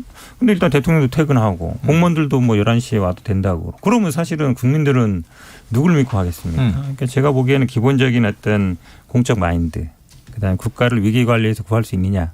관리할 수 있느냐, 컨트롤할 수 있느냐 이런 거에 대한 비판이 굉장히 많은 거죠. 그래요. 자, 지금 반론이 있으시겠지만 이 여권 인사의 반론을 아예 듣고 장 이사장님 얘기를 듣겠습니다. 육성 한번 듣고 올까요? 어제도 하루 종일 아마 방송에서는 패널들이 나와서 이 컨트롤 타워가 없고 폰트롤 타워라 그래서 그런 거 만들어내고 전화로 했다고? 그래갖고 계속 하루 종일 그게 이슈였던 것 같아요. 근데 야, 국민들께서 저걸 보면 얼마나 짜증이 나실까. 전 그런 생각이 나더라고요. 사실 대통령이 그러면 모든 현장에 나갈 수 없잖아요. 그렇죠. 전화로 하는 건 당연하죠. 근데 그게 어떻게 폰트롤 타워입니까? 그래서 저는 좀 지나치다라는 생각이 들고요. 네, 전화로 하는 게 당연한데 지나치다. 나경원 전 의원의 목소리였습니다. 이 동작구 지역구셨거든요, 예전에. 비가 많이 왔죠, 이번에. 저희 동네. 자, 그래서 이제 특별히 귀에 쏙 들어왔는데 장 이사장님 좀 이런 그 폰트롤 타워다 비판 어떻게 보세요? 저는 선택의 문제라는 생각이 듭니다. 그날 밤에 예상했던 것보다 훨씬 더 많은 비가 내렸고 침수 피해로 서울 시내 곳곳이 패닉에 빠졌습니다. 그렇다 보니 이 한밤중에 또 공무원들도 긴급 동원되고 정말 바쁜 상황 아니겠습니까? 한덕수 총리가 서울에 있는 국가위기관리센터에 있었고 이상민 행안부 장관은 세종으로 가서 전국 상황을 좀 진두지휘했습니다. 그때 대통령이 가실 수도 있고 안 가실 수도 있어요. 선택의 문제다. 윤건영 의원이 말하는 것처럼 뭐 침수 때문에 대통령이 이동을 못했다. 뭐 경호처장이 책임져야 된다는 건 정말 말도 안 되는 정치적 말꼬리 잡기에 불과하고요. 충분히 이동하실 수도 있었죠. 다만 그 급박한 상황에서 밤중에 대통령이 위기관리센터에 등장하게 됐을 때 경호의 문제들, 의전의 문제들, 그리고 지금 정말 실무를 곳곳에서 챙기느라 정신없는 공무원들이 또 우리나라 특성상 대통령 앞에서 도열해서 사진 찍고 말씀 듣고 하는 것들이 실질적인 구호 조치에 득이 되겠느냐. 오히려 대통령께서 위기관리센터로 가는 게 적어도 그날 밤에는 좀 방해가 될 수도 있기 때문에 오히려 이 많은 시스템을 갖췄어요. 지금 서초동 자택에도 한덕수 총리가 말한 것처럼 쇼가 아니라 실용적으로 어떤 재난 지휘를 돕기 위해서 그날 새벽 3시까지 서초동 자택에서 보고를 받고 지시를 내린 것이고 그 다음날 오전에는 비가 잠시 멎으면서 약간 수습 국면 소강 상태가 되지 않았습니까? 그때 뭔가 한 템포 위기 상황이 정리됐을 때 대통령이 아침에 위기관리센터로 가서 전체적인 상황을 점검하고 주재하는 것이 저는 적절한 선택이었다고 보거든요. 이걸 예전처럼 무조건 관심 많이 받는 곳에서 대통령이 가서 그게 밤이건 낮이건 공무원들이 정신이 있건 없건 사진부터 찍고 보고 그리고 그 사진 한 장이 실제 위기를 수습하는데 무슨 도움이 될지 오히려 방해가 될지도 모르는 상황. 그러한 쇼로 정치를 하는 것보다는 실질적으로 선택을 잘했다. 그리고 이러한 어떤 이 관례가 앞으로 대통령의 위기관리 상황에서 현장 공무원들이나 일선 실무 책임자들에게 최대한 폐를 끼치지 않는 방향으로 쇼가 아니라 진짜 실무를 관리하는 방향으로 가도록 하나의 관행이 좀 굳어지도록 야당도 비판할 건 비판하더라도 이런 건 좀 쇼하는 것보단 잘했다고 했으면 좋겠어요. 이를테면 야당이 제기했던 비판 중에 제가 이건 맞는 비판이다 했던 것도 있어요. 네네네. 그 대통령실에서 홍보용 카드 뉴스를 냈는데 그게 참 참극이 일어난 현장, 신림동 반지하 주택 그 사진을 쓴 건 참 적절하지 못했다. 국민적 공감대와 맞추지 못했다는 야당의 비판은 제가 겸허하게 수용했고 동의했거든요. 100번. 그 사진이 지금 또 삭제됐습니다. 근데 그런 건설적인 비판에 이런 식의 어떤 이 자택에 시설을 갖춰놓고 지시 내린 것까지 뭐 이 신조어를 만들면서 비판하는 건 조금 비판을 위한 비판이 아닌가 하는 생각이 들어요. 네, 과거의 쇼 정치보다는 실질적인 선택이었다. 현 변호사님. 반론 안 할 수 없는데요. 지금 이제 대통령실이나 여당에서 이거를 자꾸 혼동시키는 게 뭐냐면 현장에 가는 것과 지금 대통령실에 있는 위기관리센터에 가는 걸 동일시하고 있어요. 자꾸. 우리 현장에 가라는 게 아니라. 그럼요. 현장에 가면 당연히 혼란이 생기죠. 그날 밤을 상황을 보면 비가 많이 쏟아졌는데 현장에 어떻게 가겠습니까? 현장에 가라는 얘기 아니에요. 위기관리센터에 있어야 된다는 얘기입니다. 위기관리센터라는 거는 아시겠지만 거기 온다고 공무원들이 방해가 되는 게 아니에요. 그날 상황은 24시간 대기하고 위기 관리하는 상황이기 때문에 대통령 한마디로 얘기하면 대통령실에 수장이 누구겠습니까? 대통령 아니겠습니까? 있으면 더 빨리 잘 재난의 컨트롤 타워냐? 그렇죠. 그분들은 대통령이 있으거나 없으나 24시간 관리가 되는 운영하는 분들이에요. 그렇지 않습니까? 24시간 돌아가는데요. 거기 때문에 대통령이 거기에 있다고 해서 더 번거해지는 게 아니고 더군다나 대통령이 있어서 일이 더 번잡해지면 위기관리가 되는 겁니다. 없어서 오히려 또 번잡하지 않으면 위기관리 안 되는 거예요. 현장하고 지금 대통령실의 위기관리센터 지하 벙커라 얘기하죠. 그걸 혼동하지 말았으면 좋겠고 지금 그러다 보니까 한덕수 총리가 자택에 지금 위기관리센터에 준하는 시설이 돼 있다. 이 발언이 논란이 되고 있어요. 오늘 방송에서 단순히 나왔죠? 예를 들어서 비화기 통화 정도는 할 수 있어요. 예를 들면 전화 통화 같은 게 감청이 있기 때문에 그 정도는 할 수 있거든요. 그리고 어차피 관제를 짓기로 했으니까. 근데 위기관리센터라는 건 아시겠지만 단순히 전화 몇 대 놓는 수준이 아니에요. 기본적으로 방제 시스템이 있고 우리 TV 많이 보지 않습니까? 모니터도 있고 그게 결국 더 연결이 되는 거거든요. 뭐 전국 지도도 있고 경찰서, 뭐 구청 다 연결되는 거란 말이죠. 근데 그런 시설을 사택에 해놨다고요? 사택에. 그거 이상하죠, 그러면. 왜냐하면 이게 만약 임시로 해놨다고 할지 모르겠지만 이게 사실은 지난번에 청와대 이전할 때 이 문제가 됐었거든요. 위기 상황에 대통령이 어떻게 할 거냐. 그 지하 벙커 옮길 거냐. 이러니까 뭐 차량도 있다 그랬잖아요. 아니면 차량에서 해도 된다 그랬고. 지휘 차량이 있다 그랬죠. 관제 옮기기로 돼 있으니까 거기서 하면 된다 그러는데 그럼 그 위기관리센터를 집에 어떻게 해놨는지 저는 약간 궁금해요. 단순히 뭐 전화기 몇 대 갖다 놓은 게 아니라서. 위기관리센터 실제로 할 수 있다 그러면 거기에 뭐 일하는 사람도 있어야 되고 왜냐하면 이거를 거기에는 집에서 작동할 수가 없잖아요. 본인이. 시스템이 돼 있으면 그 컨트롤하는 사람이 있어야 될 것이고 조절하는 사람이 있어야 될 것이고 연결하는 사람도 있어야 될 것이고 그게 돼 있다는 거예요.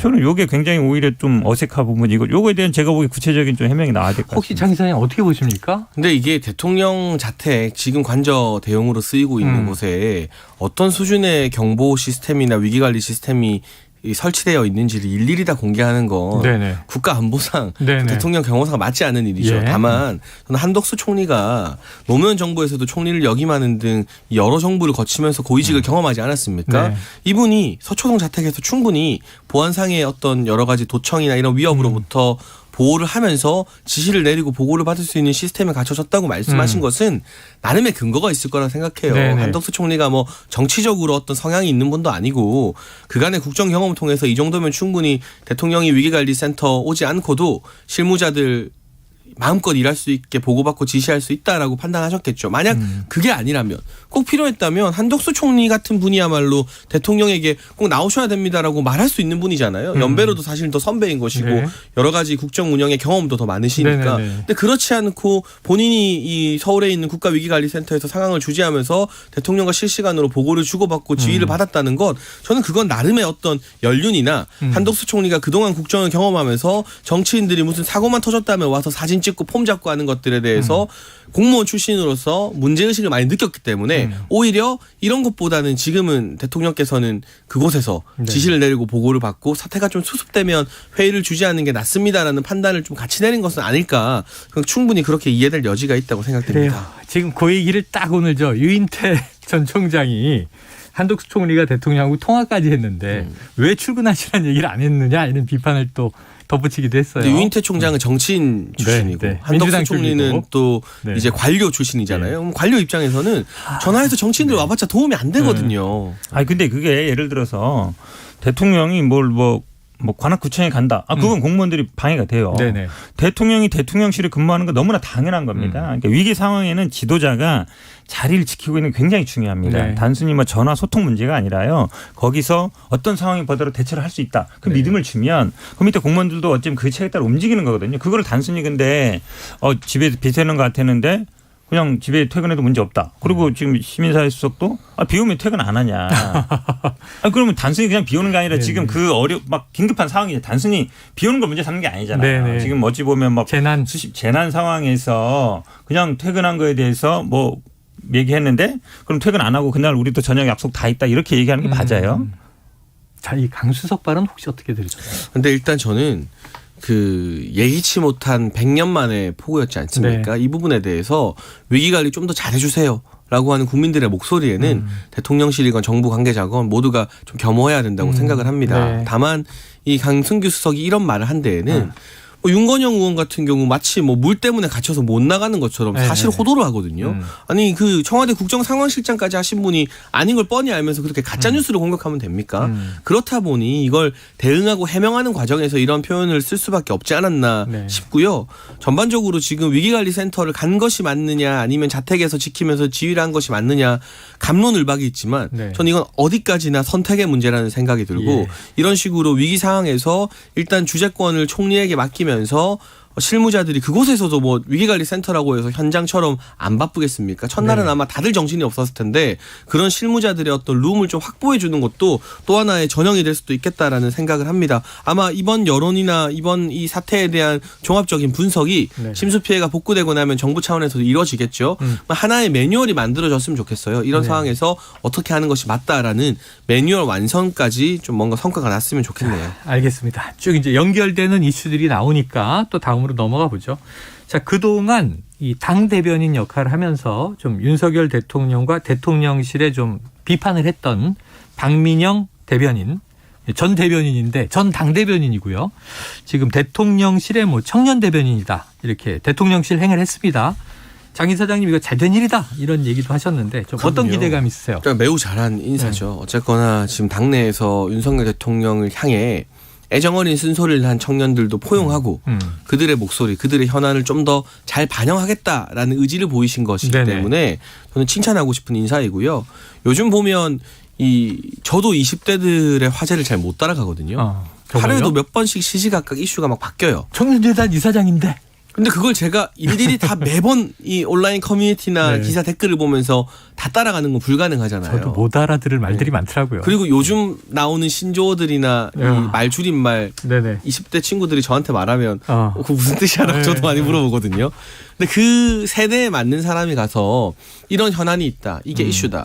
이런 메시지나 이런 정책에 대해서는 청년들의 반응이 안 좋다. 전 대표적인 게 금융위에서 내걸었던 그 빚 탕감 관련된 정책이에요. 네네네. 이거 사실 좋은 제도입니다. 이렇게 한계 상황에 몰린 사람들 구제해주면서 오히려 나중에 정부가 들 재원을 줄이겠다는 건데 이게 마치 뭐 코인 투자하거나 무리하게 부동산 연끌한 사람들 피해 회복해 주는 것처럼 잘못 전달되면서 많은 청년층들에게 상대적 박탈감을 낳았거든요. 이런 것 하나하나 말이 아다르고 어다른데 여론이 이렇습니다라는 걸 빨리 보고해서 수습하는 메시지가 좀 빨리 튀어나와야 돼요. 네. 근데 지금은 그게 좀 늦었거든요. 그동안. 그런 차원에서 뭐 적절한 능력을 보였던 인사이기 때문에 정치적인 의미로도 뭔가 포용의 메시지를 담고 있고 실무적으로도 이 청년층의 온라인 여론을 빨리빨리 전달할 수 있다는 점에서는 긍정적이라고 생각합니다. 자, 정 변호사님 어때요? 긍정적입니까?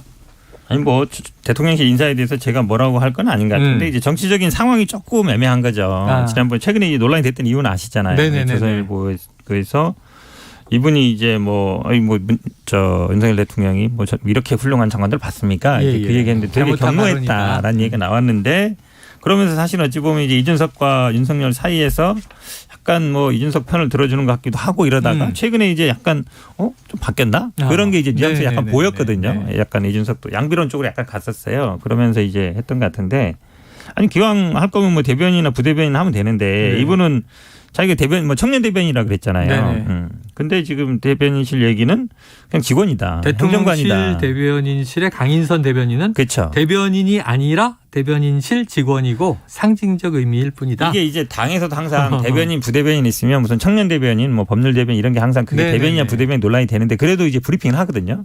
근데 이제 청와대 같은 경우에는 그런 게 지금은 없었어요. 예전 같으면. 그러면 예를 들어서 뭐 청년 대변인이면 청년에 관련된 거는 뭐 브리핑을 한다든지 그러면 이제 대변인이 맞는데 직원이라 그러면 거기서 이제 뭐 직원이 많거든요. 대변인실에. 이렇게 내용을 검토해 준다든지 했는데 직접적인 어떤 건 본인의 입으로 하는 건 아니에요. 그러면 약간 구색 맞추기 아닌가라는 생각도 들고 지금 이제 하필이면 이준석 대표 징계 상황이고 이런 상황에 물론 이분이 뭐 이준석 대표 때문에 된 건 아니죠. 어쨌든 경쟁을 통해서 올라오긴 한 건데 그동안에 가졌던 스탠스와 그거를 그럼 뭐 행정관 정도 되는 분이 예를 들어서 대통령한테 순서를 하고 그걸 제대로 할 수 있겠느냐 그런 생각 좀 들어요. 그러니까 지금 현재 징계 상황과 관련된 정치 상황 때문에 제가 보기에 조금 논란이 됐다. 자, 키워드 근데 우 행정관이면 결코 가벼운 자리가 아니거든요. 강인선 대변인 백부를 봐도 당장은 아니지만 충분히 잘 가르쳐서 기회를 주겠다라고 했기 때문에 또 이 5급 행정관 직위와 무관하게 청년 대변인이라는 상징성을 부여한 건 맞고요.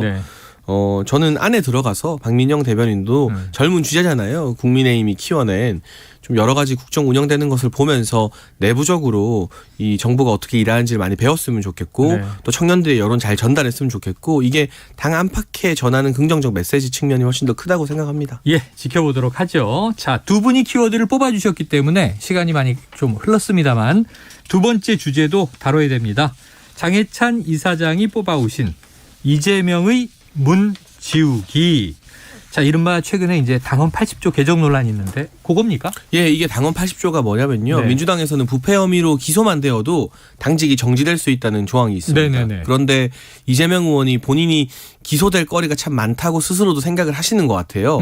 당장 이제 배우자 법인카드와 관련해서 경찰이 김혜경 씨 소환을 요청했죠. 출석을 요청한 상황인 걸로 알고 있고 뭐 대장동, 백현동 또 최근에는 어제 언론 단독 보도 보니까 변호사비 대납과 관련해서 계속 의혹이 제기됐던 한 회사에서 20억 원 정도가 이재명 의원을 변호했던 법무법인으로 입금됐다가 변호사비 대납 의혹 폭로가 나오자 다시 20억이 회수됐다는 그런 엄청난 사실이 충격 단독 보도가 됐거든요. 그러면 당대표가 되고서라도 기소가 될 가능성이 높은 상황에서 당직을 유지할 수 있는가? 당헌 80조에 의해서. 물론 윤리위가 구제해 줄 수 있다고 하지만 그 민주당 윤리위가 방탄윤리위라는 오명을 또 뒤집어 써야 돼요. 그러자 이재명 의원의 팬덤이 개딸들이 뭐 5만 명 이상 청원하면서 이거를 이제 1심 유죄로 바꾸겠다고 하는데요. 이 조항은요. 문재인 전 대통령이 당 대표할 때 김상곤 혁신위원장에게 맡겨서 만들어낸 개혁 조항입니다. 그리고 여당일 때 아니었고 그때도 민주당 야당이었어요. 그러니까 이재명 의원이 말하는 것처럼 지금 우리가 야당이라서 이거 바꿔야 된다는 건 전혀 맞지 않는다는 거죠. 결국 문재인 전 대통령이 나름대로 높여놓은 민주당의 도덕적 기준을 이재명 의원이 한껏 낮추는데 앞장서고 있다. 이거는 이 당에서 문재인 전 대통령에게 도움을 받은 분들, 문재인 전 대통령과 함께 정치를 했던 분들이 들고 일어나야 될 사건이 아닌가 싶어요. 이게 당권 주자인 지금 또 박용진 의원 후보죠. 당대표 후보. 또 전해철 의원. 이게 2015년 문재인 당대표 혁신안을 후퇴시키는 것. 이건 지금 장 이사장님 말씀이랑 약간 맥이 다 있습니다. 현 변호사님은 어떻게 보세요? 이게 결국은 아마 이제 지금 국민의힘에서 당대표가 징계를 하다 보니까 네. 결국은 이게 논란이 되는 것 같아요. 그러니까 왜냐하면 우리 규정에도 보면 뭐 사무총장이라고 돼 있거든요. 우리 당 같은 경우에는. 그러니까 국민의힘 같은 경우는 그런 규정이 없어요. 누가 한다는 규정이 없고. 예. 그러니까 사무총장이 각급 당직자에 대해서 뇌물, 불법 정치자금 수수 등 부정부패에 관한 혐의로 기소되면 정지된다 이렇게 돼 있는데 물론 이제 뭐 국민의힘도 그렇고 저희도 그렇고 사망의 예외 조항이 있습니다. 정치 탄압인 경우는 윤리에서 취소할 수 있다 돼 있는데 근데 이제 국민의힘 같은 경우에는 그 죄명이 아주 자세하게 돼 있어요.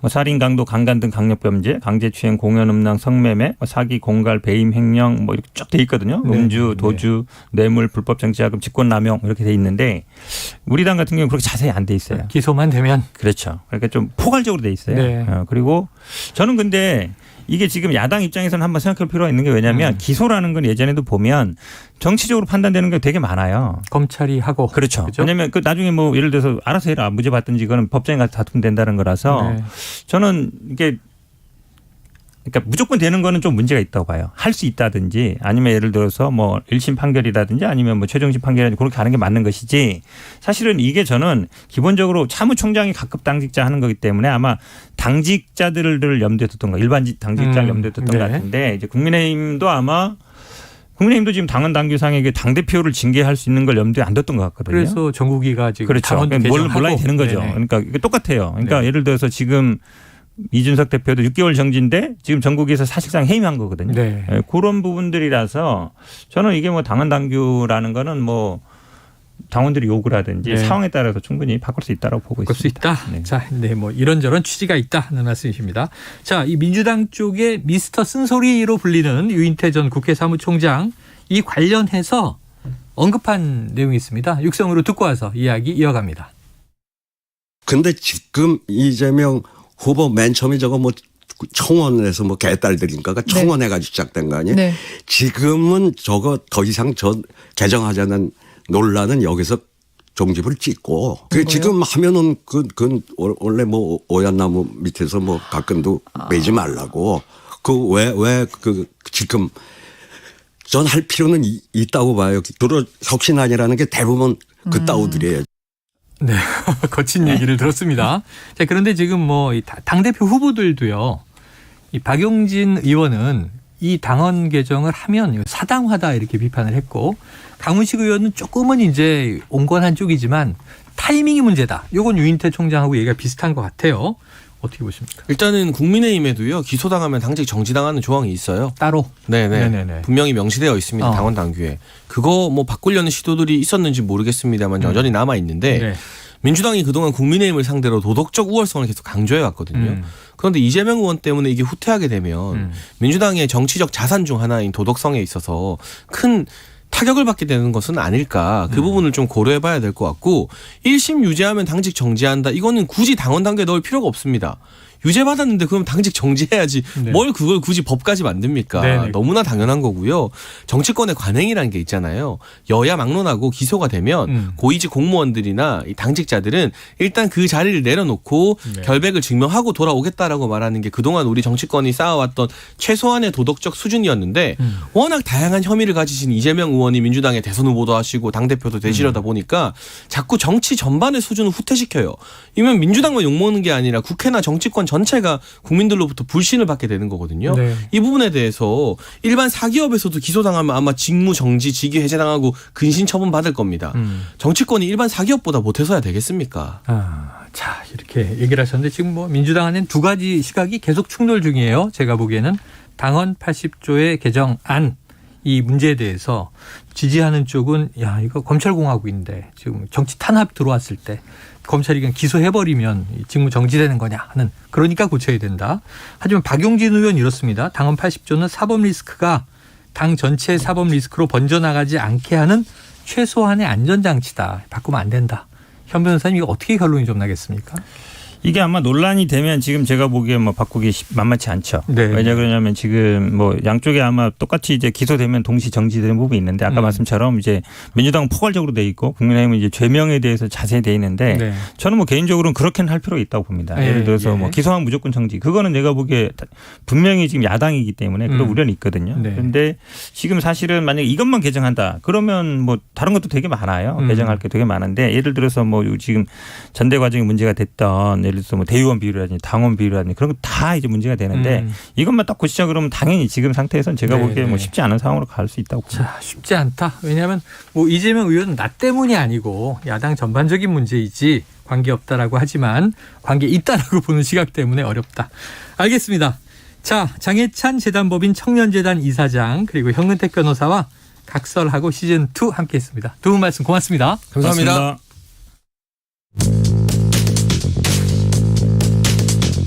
최영일의 시사본부는 여러분과 함께합니다. 짧은 문자 50원, 긴 문자 100원이 드는 샵 9730. 라디오 어플 콩과 유튜브는 무료로 참여하실 수 있습니다.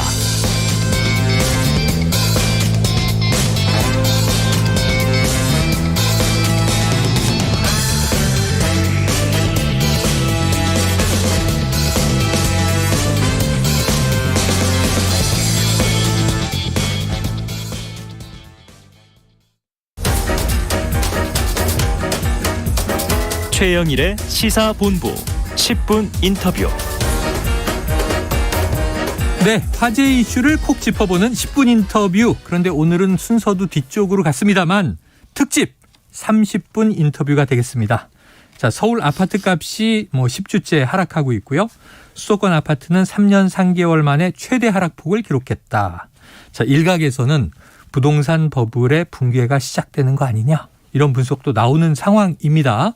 자, 지난번 저희 프로에서 제가 좀 깜짝 놀란 발언을 하신 분이 계세요. 부동산 버블이 부동산 버블이 터져야 우리나라가 산다, 이렇게 말씀하신 분이셨는데요. 오늘은 왜 버블이 터져야 살 수 있는지, 애초에 버블이 왜 생기게 된 것인지 이어서 들어보는 시간을 마련했습니다. 자, 주진형 전 한화투자증권 대표 나오셨습니다. 어서 오세요. 네, 안녕하세요. 네, 지난번에 제가 깜짝 놀랐죠, 말씀하실 때. 근데 저는 그냥 저만이 아니라 다른 사람들도 다 상식적으로 알고 있는 얘기라고 생각을 해서 그때 놀래시는 반응을 보이게 저 사람이 왜 저러나 그랬는데 네. 그게 이렇게 이상했나 봐요. 네. 자, 저는 놀랬고요. 사실은 이거 버블 어떡하지? 이게 사실 부동산 버블도 생각 못하고 있었고, 그렇게 가격이 폭등한다, 과열이다, 뜨겁다 얘기를 하면서도 그 생각은 못하고 있었죠. 그래요? 오히려 경기가 전체적으로 나빠지고 있는 과정에 이게 부동산 문제는 어떨까 했는데 이게 터져야 산다. 자, 어쨌든 터져야 산다 말씀하셨어요. 부동산 버블이 터져야 우리나라가 살 수 있다, 이렇게 생각을 해보고, 지금 부동산 붕괴가 초읽기다 이런 얘기가 자꾸 나오다 보니까 주 대표님이 하셨던 그 말씀이 계속 떠오르는 거예요. 그래서 어떤 의미인가 좀 정확하게 다시 한번 듣고 싶습니다. 설명해 주시죠. 네. 이제 그 부동산 값이 버블이냐 아니냐라는 것은 보통 이제 사람들이 이제 생각을 할 때 그 분석을 할 때 쓰는 가장 큰 기준은 이제 소득 대비 집값이 얼마나 되느냐라는 거거든요. 네. 그런데 이제 그 통계를 계산하는 방법에 따라서 조금씩 다르기는 하지만 그 숫자가 지난 한 10몇 년 동안 꾸준하게 올라왔어요. 근데 오르는 것도 오르는 거지만 사실은 그게 지난 3년 사이는 마치 그 혹이 생기듯이 네네. 그 비율 자체가 뿅 하고 뜹니다. 두드러지게 튀어나왔단 말이죠. 네. 근데 그 얘기는 더욱더 버블이라는 것이 이제 눈에 띄는 거죠. 네. 사실 저는 그 이명박 정부 때도 이미 버블에 들어섰다고 저는 생각은 했는데, 근데 거기에 비하면 말도 안 되는 숫자잖아요. 네. 그래서 그러니까 소득에 비해서 가격이 오르면 이게 결국은 그 집을 갖다 누가 사야 되는데 돈이 그렇게 없는데 어떻게 생기겠어요. 네. 근데 이것은 그래서 이제 저는 개인적으로 최근에 생겼던 것은 말할 것도 없거니와 지난 한 10년간도 장기적으로는 이명박 정부 때 잠깐 내려왔지만 그 이후에 이제 버블이라고 생각을 했는데 이게 왜 터져야 된다라고 이런 얘기는 이제 단순하게 얘기하면 내 집 마련이라든가 집이 없는 사람 입장에서 뭐 답답하다 아니면 재테크 뭐 이런 차원이 아니라 크게 보면 이제 두 가지로 더 크게 볼 수가 있어요. 네. 하나는 뭐냐면 경제 전체적으로 치면 이것이 금융 시스템의 불안정성을 기르고 거시경제의 불안정성을 기른다. 이제 대표적인 케이스가 2008년에 미국에서 생겼던 이제 네. 금융이 바로 사실은 그 주택 가격이 버블에서부터 이제 그렇죠. 시작이 된 거잖아요. 네. 근데 그런 문제가 생길 수 있는 여지가 있다라는 것 하나고. 근데 그보다 사실 더 중요한 것은 장기적으로 이 나라 사회가 그 일종의 말하자면 이제 동물 집단이라고 하면은 개체군을 재생산할 수 있어야 그 사회가 유지가 되는데 네. 그걸 지금 유지할 수가 없는 지경까지 만드는데 이 부동산의 버블이 크게 영향을 준다. 이제 그렇게 생각을 하는 거죠. 결혼, 출산, 저출생 문제. 그렇죠. 예. 그런데 이제 그걸 왜 이 말씀을 드리냐면 첫 번째로는 사회라는 것이 유지가 되기 위해서는 일반적으로 아시다시피 서로 간에 어느 정도의 너랑 나랑 같은 사회에 사는 사람이다라는 감각이 있어야 되잖아요. 네. 그리고 이제 없는 나라든지 라틴 아메리카 같은 나라들이 말하자면 이제 범죄가 많고 그렇게 되는 것인데 네. 지금 뭐 꽤 오래된 얘기지만 점점점 국민이 벼락거지와 벼락부자 둘 중에 하나로 지금 갈렸잖아요. 네. 네. 근데 이 상황이 계속되면 사회가 유지될 수가 없어요. 모든 문제가 다 이것이 다 잡아먹게 돼 있으니까 모든 문제를 이 입장에서 생각하게 되고 그 사회에 우리나라의 가장 큰 장점이라고 말하는 사회적인 유대감, 연대감이라는 거, 소위 말해 동일민족으로 하는 얘기. 그것이 깨지면 그 다음부터 생기는 사회적인 문제는 그 누구도 컨트롤 못한다라는 문제가 하나 있고 두 번째는 이제 진행자 분께서 말씀하신 그 출산율 문제. 네. 이게 사실은 10년 전만 하더라도 출산율이 그때도 이미 1.2 정도로 내려갔을 때였는데 그때도 이게 0.8까지 내려가는 걸 상상도 못했어요. 그러니까 이게 지금 우리나라의 출산율은 우리가 흔히 통계로 비교하는 OECD 국가 중에서도 제일 낮거니와 네. 꼴찌죠. 네. 꼴찌에 차석을 하는 애보다도 훨씬 더 차이가 나게 또 낮아요. 네. 격차 큰 꼴찌. 네. 플러스 내려가는 속도도 제일 빠르다. 빨라요. 네. 그러니까 이거는 말하자면 3중으로 꼴찌예요. 이거는요. 네. 그러니까 이게 이 문제가 이제 무슨 뜻이냐 얘기를 할 때 무슨 뭐 보육 정책 이런 얘기도 하지만 전 개인적으로 이건 증명을 할 수는 없습니다. 그렇지만 제가 보기에는 이렇게까지 낮아지는 데는 우리나라가 다른 나라에 비해서 소득 대비 주택값이 높은 것이 가장 큰 영향을 주는 거 아니냐. 그렇게 생각을 하고 이거에 일종의 이제 보조적인 그 근거로 제시할 수 있는 것이 그 우리나라가 지금 출산율이 0.8이라고 하지만 지역별로 나눠보면 달라요.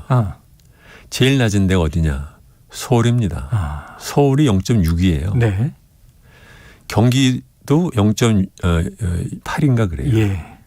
그런데 전라남도 이렇게 소위 말하면 무슨 북도 무슨 남도로 가지 않습니까? 예, 그렇죠. 그러면 1.2예요. 광역 대도시로 가면은 1.0 정도 되고. 1 이상은 되는 거죠. 그러니까 뭐냐면 이게 그 소득에 비해서 집값이 높은 곳으로 옮길수록 적어도 한 0.4 정도의 차이가 난다는 거죠. 낮아진다. 네.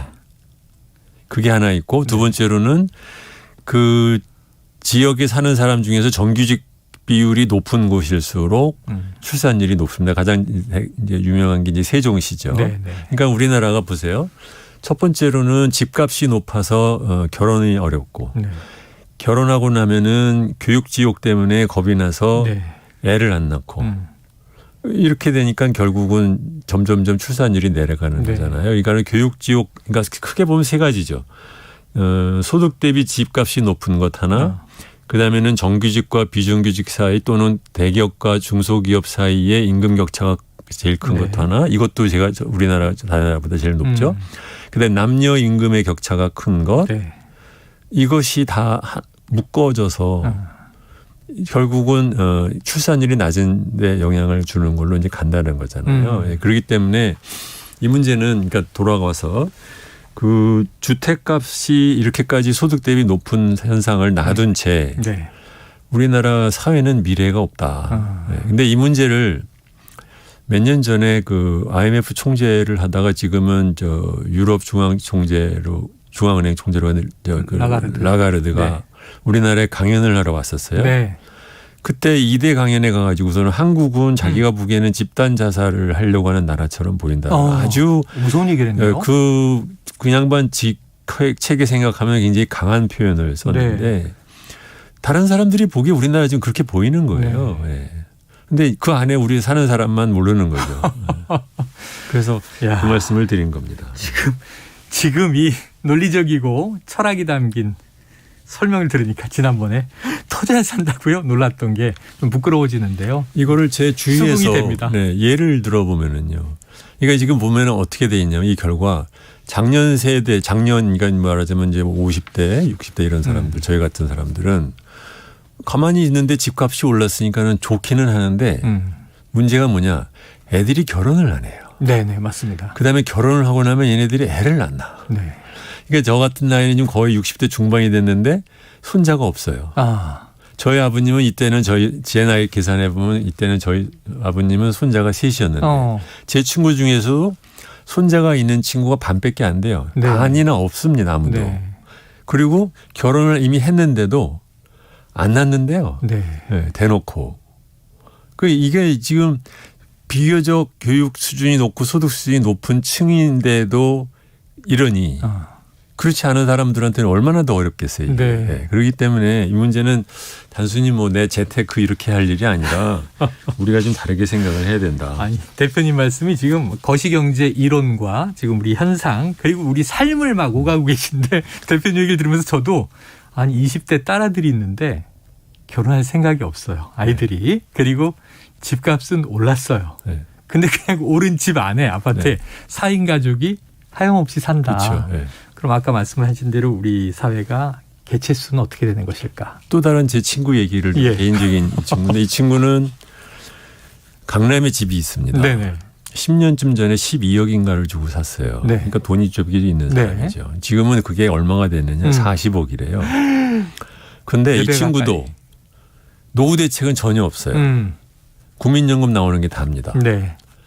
자식이 둘 있는데 정규직으로 취직을 한 애는 결혼을 이번에 했어요. 전세금 해주느라고는 아버지가 말하자면 빚을 얻어가지고 해줬어요. 취직이 안 된 그 둘째 애는 못 나갑니다. 있어요. 둘 다 30이 넘었는데. 이게 지금 말하자면 우리나라 중산층의 모습인 거예요. 자, 자산은 뭐 주택만 한 40억대가 되는데 다른 대책은 없이 그냥 가족들이 하염없이 그 집에 살고 있다.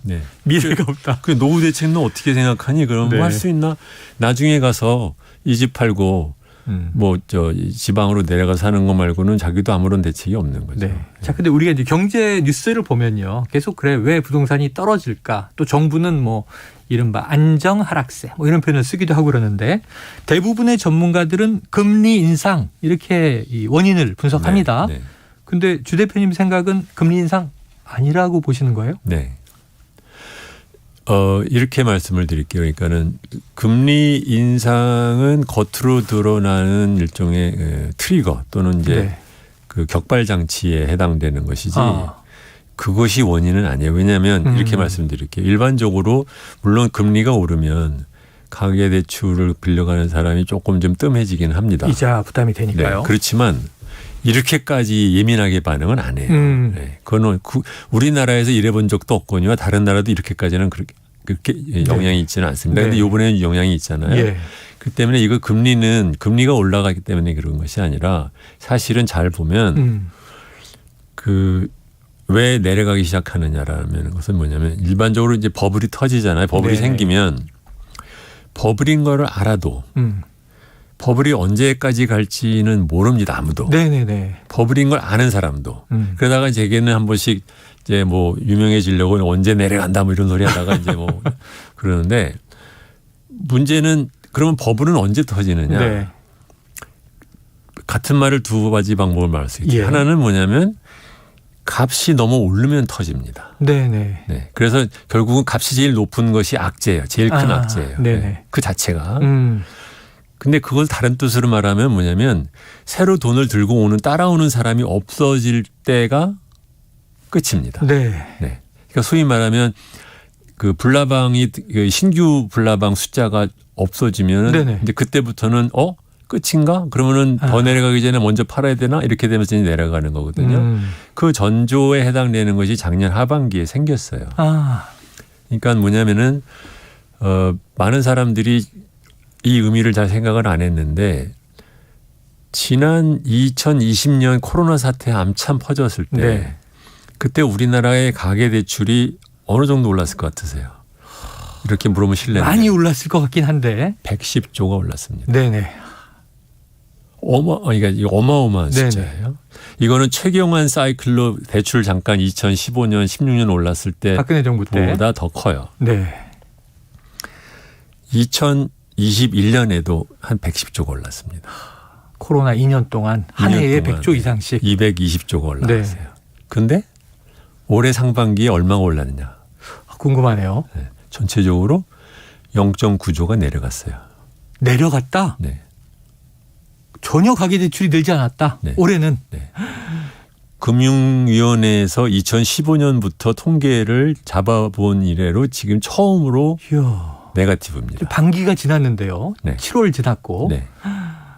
깜짝 놀랐네요. 내려가기 시작한 것은 언제였느냐면은 작년 9월 10월 달부터 증가세가 꺾여서 예.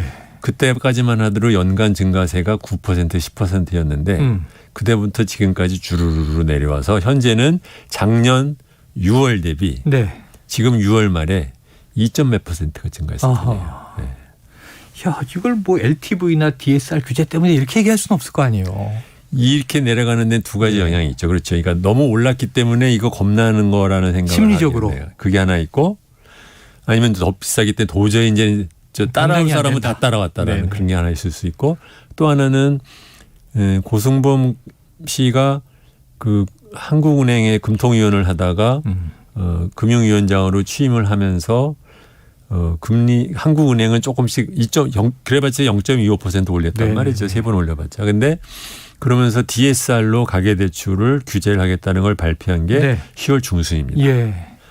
그때부터 점점점 꺾이기 시작하는 거예요. 10월부터. 네. 야, 지금 두 가지 지표 하나 이제 제가 보기에는 좀 뭐 상징 혹은 감성적 지표로 하더라도 자 하나는 정점이면 이제 터진다. 네. 두 번째로 이제 후발 참여자들이 끊기면 터진다. 네. 근데 지금 그게 우리가 하락세다. 지금 거래가 절벽이다. 거래 안 나온다. 이게 지금 주택 안 산다는 얘기잖아요. 주택 시장에 참여자가 없다. 근데 그러니까 말하자면 가격이 좀 내려간다, 뭐 거래가 준다. 이것은 일종의 말하자면 환자로 치면 체온이 얼마다, 소변을 얼마나 봤다, 심박수가 어떻다, 증상에 해당되는 거예요. 아, 증상이다. 그 증상이 나타내는 그 원인이 어디 있냐면은 나쁜 걸 먹었기 때문에 말하자면 감염이 돼서 열이 오르는 거죠. 감염에 해당되는 게 신규 자금 대출이 없기 때문에 생기는 거예요. 야, 그럼 신규 자금 대출은 왜 없어졌느냐? 소득 대비 가격이 이제는 더 이상 너무 올라서 사람들이 이제는 못 사겠다는 생각하는 거죠. 아니 제가 청취자를 대변해서 이렇게 주 대표님처럼 이게 무시무시한 경제 얘기를 우아하게 하는 재주가 없습니다. 직설적으로 여쭤볼게요. 그럼 이제 당장 들으시는 분들 이거 궁금할 거예요. 부동산의 그런 완전한 붕괴, 버블이 터지는 현상, 또 이 거품이 완전히 꺼질 때까지 아까 그 언제 버블이 끝난다. 이 얘기를 누구도 예단하기 어렵다고 말씀하셨는데 그거를 여쭤볼게요. 언제 터질지도 모르지만 얼마나 오래 갈지도 그것도 모르죠. 모른다. 네. 그런데 이제 일반적으로 말씀을 드릴 수 있는 것은 상업용 부동산은 자체가 말하자면 레버리지도 높고 그러기 때문에 빨리 꺼져요. 네네. 꺼지면. 근데 주택의 경우에는 당장은 그 안에 들어가서 살고 있기 때문에 사람들이 좀 버텨봅니다. 그렇기 때문에 내려간다 그러면 천천히 내려가는 경향이 있어요. 천천히 오랫동안 내려가는 예가 말하자면 일본입니다. 일본은 거의 한 10몇 년 동안 쭉 계속해서 내려갔으니까. 잃어버린 20년 이런 일 하지 않습니까? 거기에 비해서 2008년에 미국의 금융위기 터졌을 때는 빨리 내려갔죠. 그거는 왜냐하면 그때 단기적으로 레버리지가 많이 올랐기 때문에 단기적으로 값도 많이 말리는 거예요. 그러니까 한국은 지금 전반적으로 그동안 오랫동안 지속됐던 버블에 있고 거기에다 플러스 지난 2년 사이에 급속도로 200조가 늘었던 220조가 늘었던 가계대출의 증가에 의해서 값이 올랐던 부분이 있기 때문에 미국과 같은 현상과 일본과 같은 현상 사이에 어딘가에 있을 거예요. 그것이 어떻게 될지는 두고 보면 알죠. 거꾸로 말하면 저도 잘 모르겠어요. 잘 모르신다. 두고 봐야 한다. 그게 하나 있고 네. 우리나라는 독특한 게 있어요. 뭐냐면 다른 나라는 부동산 값 자체를 타겟으로 정부가 정책을 말하자면 이렇게 주무르지 않습니다. 근데 한국은 이상하게 옛날부터 정부가 부동산 값에 개입을 해야 되는 걸로 모든 사람이 생각해서 정부가 또 무슨 짓을 할지 몰라요. 불확실성이네요. 변수. 좋게 말하면 정부의 노력이 정부가 국민을 버리지 않으려고 하는 건지는 모르지만 나쁘게 말하면 불확실성이 크고 또는 그 병이 오래가게 만들 수도 있는 거죠. 그러니까 오히려 말씀하신 대로 빨리 골마서 빨리 터지고 자연 치유가 돼야 되는데 이걸 어떻게든 막아보려고 하다가 병을 더 키울 수도 있다. 그러니까 과거에 이미 버블이 한 번씩 터질 수가 있었을 때 정부가 나서 이제 대표인 케이스가 이제 최경환 씨 같은 예인데 그때 이명박 정부 때 부동산이 안정화되고 좀 하향 안정화가 되는데 그걸로 경기를 갖다 부양하고 싶은데 그게 안 되니까 돈 더 빌려가지고서는 가라. 빚내서 집 사라. 나중에는 그런 말 한 적 없다. 또 이랬죠. 그게 바로 우리나라의 독특한 특징인데 그러니까 정치적인 목적으로 자기네들의 지지율을 유지하기 위해서 경기 부양을 하는데 경기 부양의 방법으로 주택값을 조정하고 싶은 유혹을 정치인들이 갖고 있고 국민들도 그것을 갖다 익숙하게 생각하기 때문에 우리나라 역시 그렇게 할 가능성이 아직은 있죠.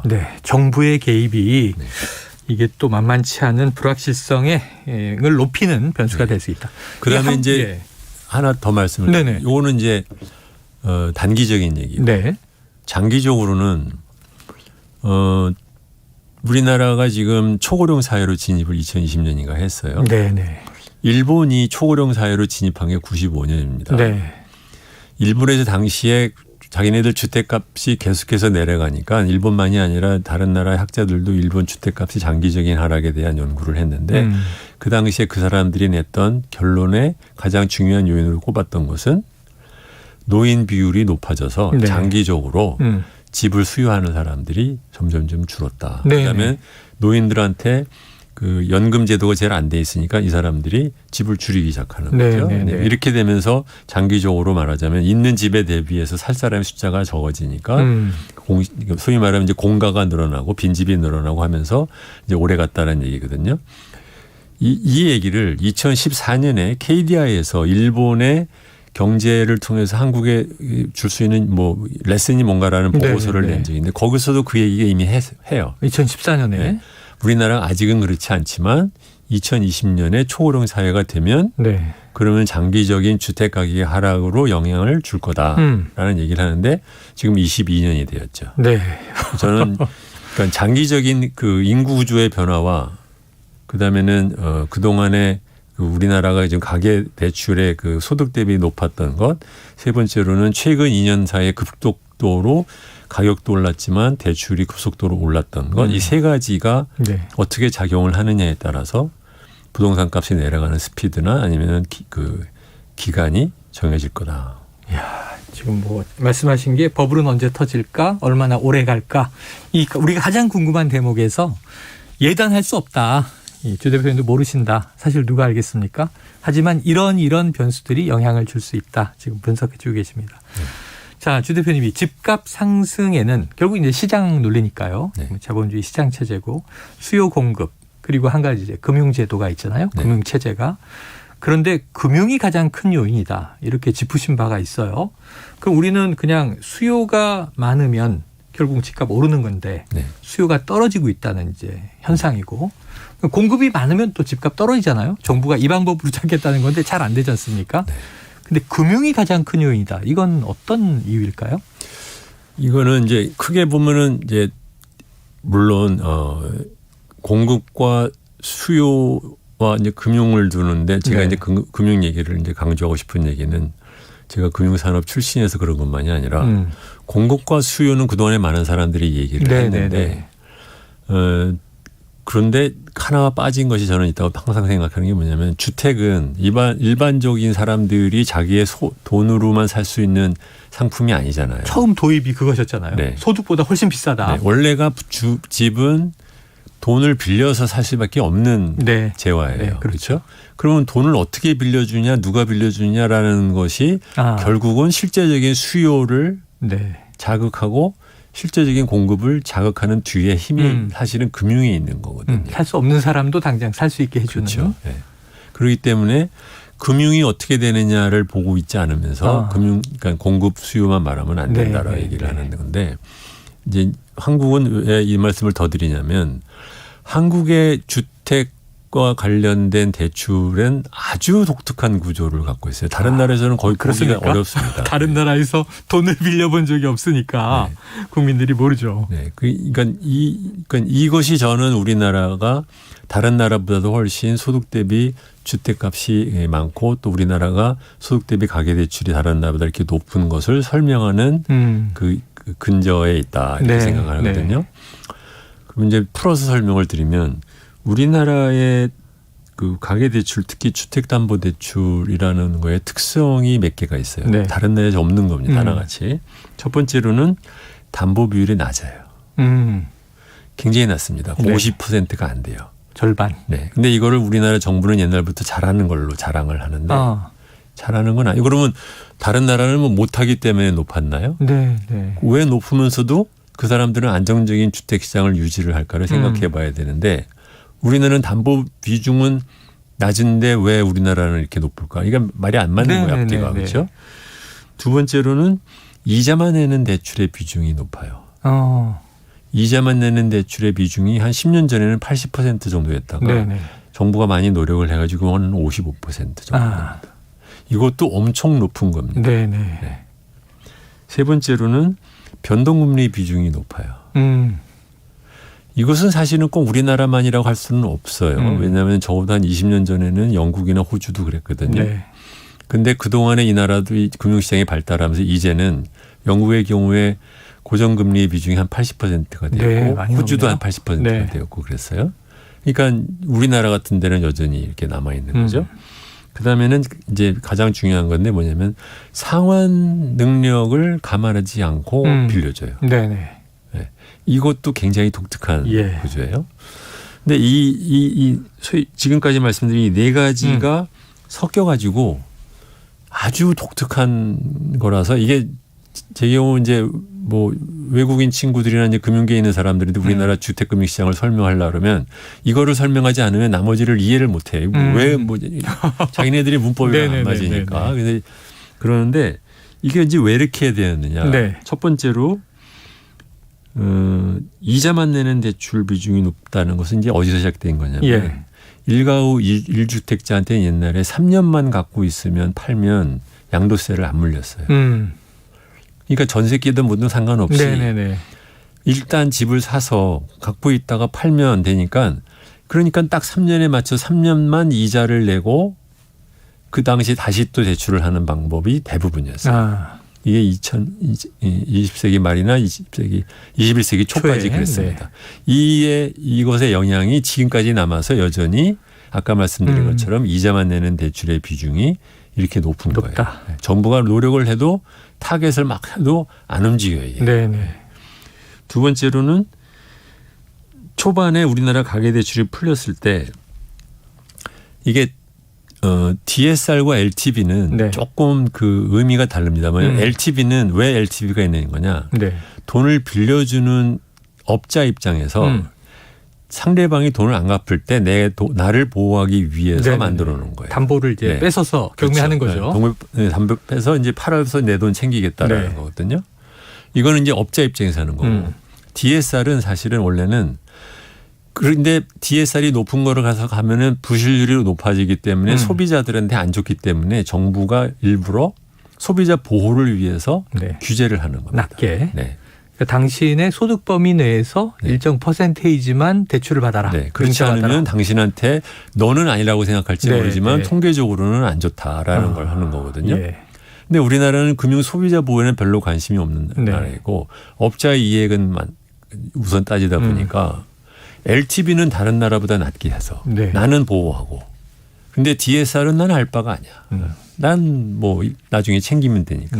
하다 보니까 DSR은 엄청 높으면서 LTV는 낮은 아주 기형적인 대출 구조가 고착화된 거죠.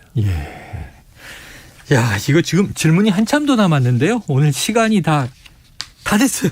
3탄을 또 준비해야 될 것 같습니다. 3탄을. 지금 청취자 반응은요. 3253님 큰 이슈 툭 던져놓고 정작 본인은 시크하게 넘어가는 주 대표님. 오늘도 강의 잘 들었습니다.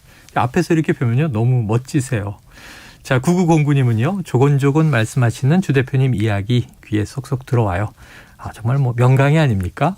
라디오에서 제가 보는 중에도 최고 명강이신 것 같습니다. 자, 오늘 시간 3탄을 또 예고하면서 주 대표님 모시기가 굉장히 어렵거든요. 저희 작가들이 고생하실 거예요. 여기서 10분 인터뷰, 특집 30분 인터뷰 주진영 대표님과의 경제 강의 마무리하겠습니다. 오늘 말씀 고맙습니다. 네, 안녕히 계십시오. 자, 지금 전북 전주시 지역에 호우경보가 발효됐습니다. 오늘도 비 피해 없도록 주의하시고요. 운전하시는 분들 조심 운전하시기 바랍니다. 자, 오늘 준비한 시사본부는 여기까지입니다. 저는 내일 금요일이죠. 낮 12시 20분에 다시 돌아오겠습니다. 청취해 주신 여러분 고맙습니다.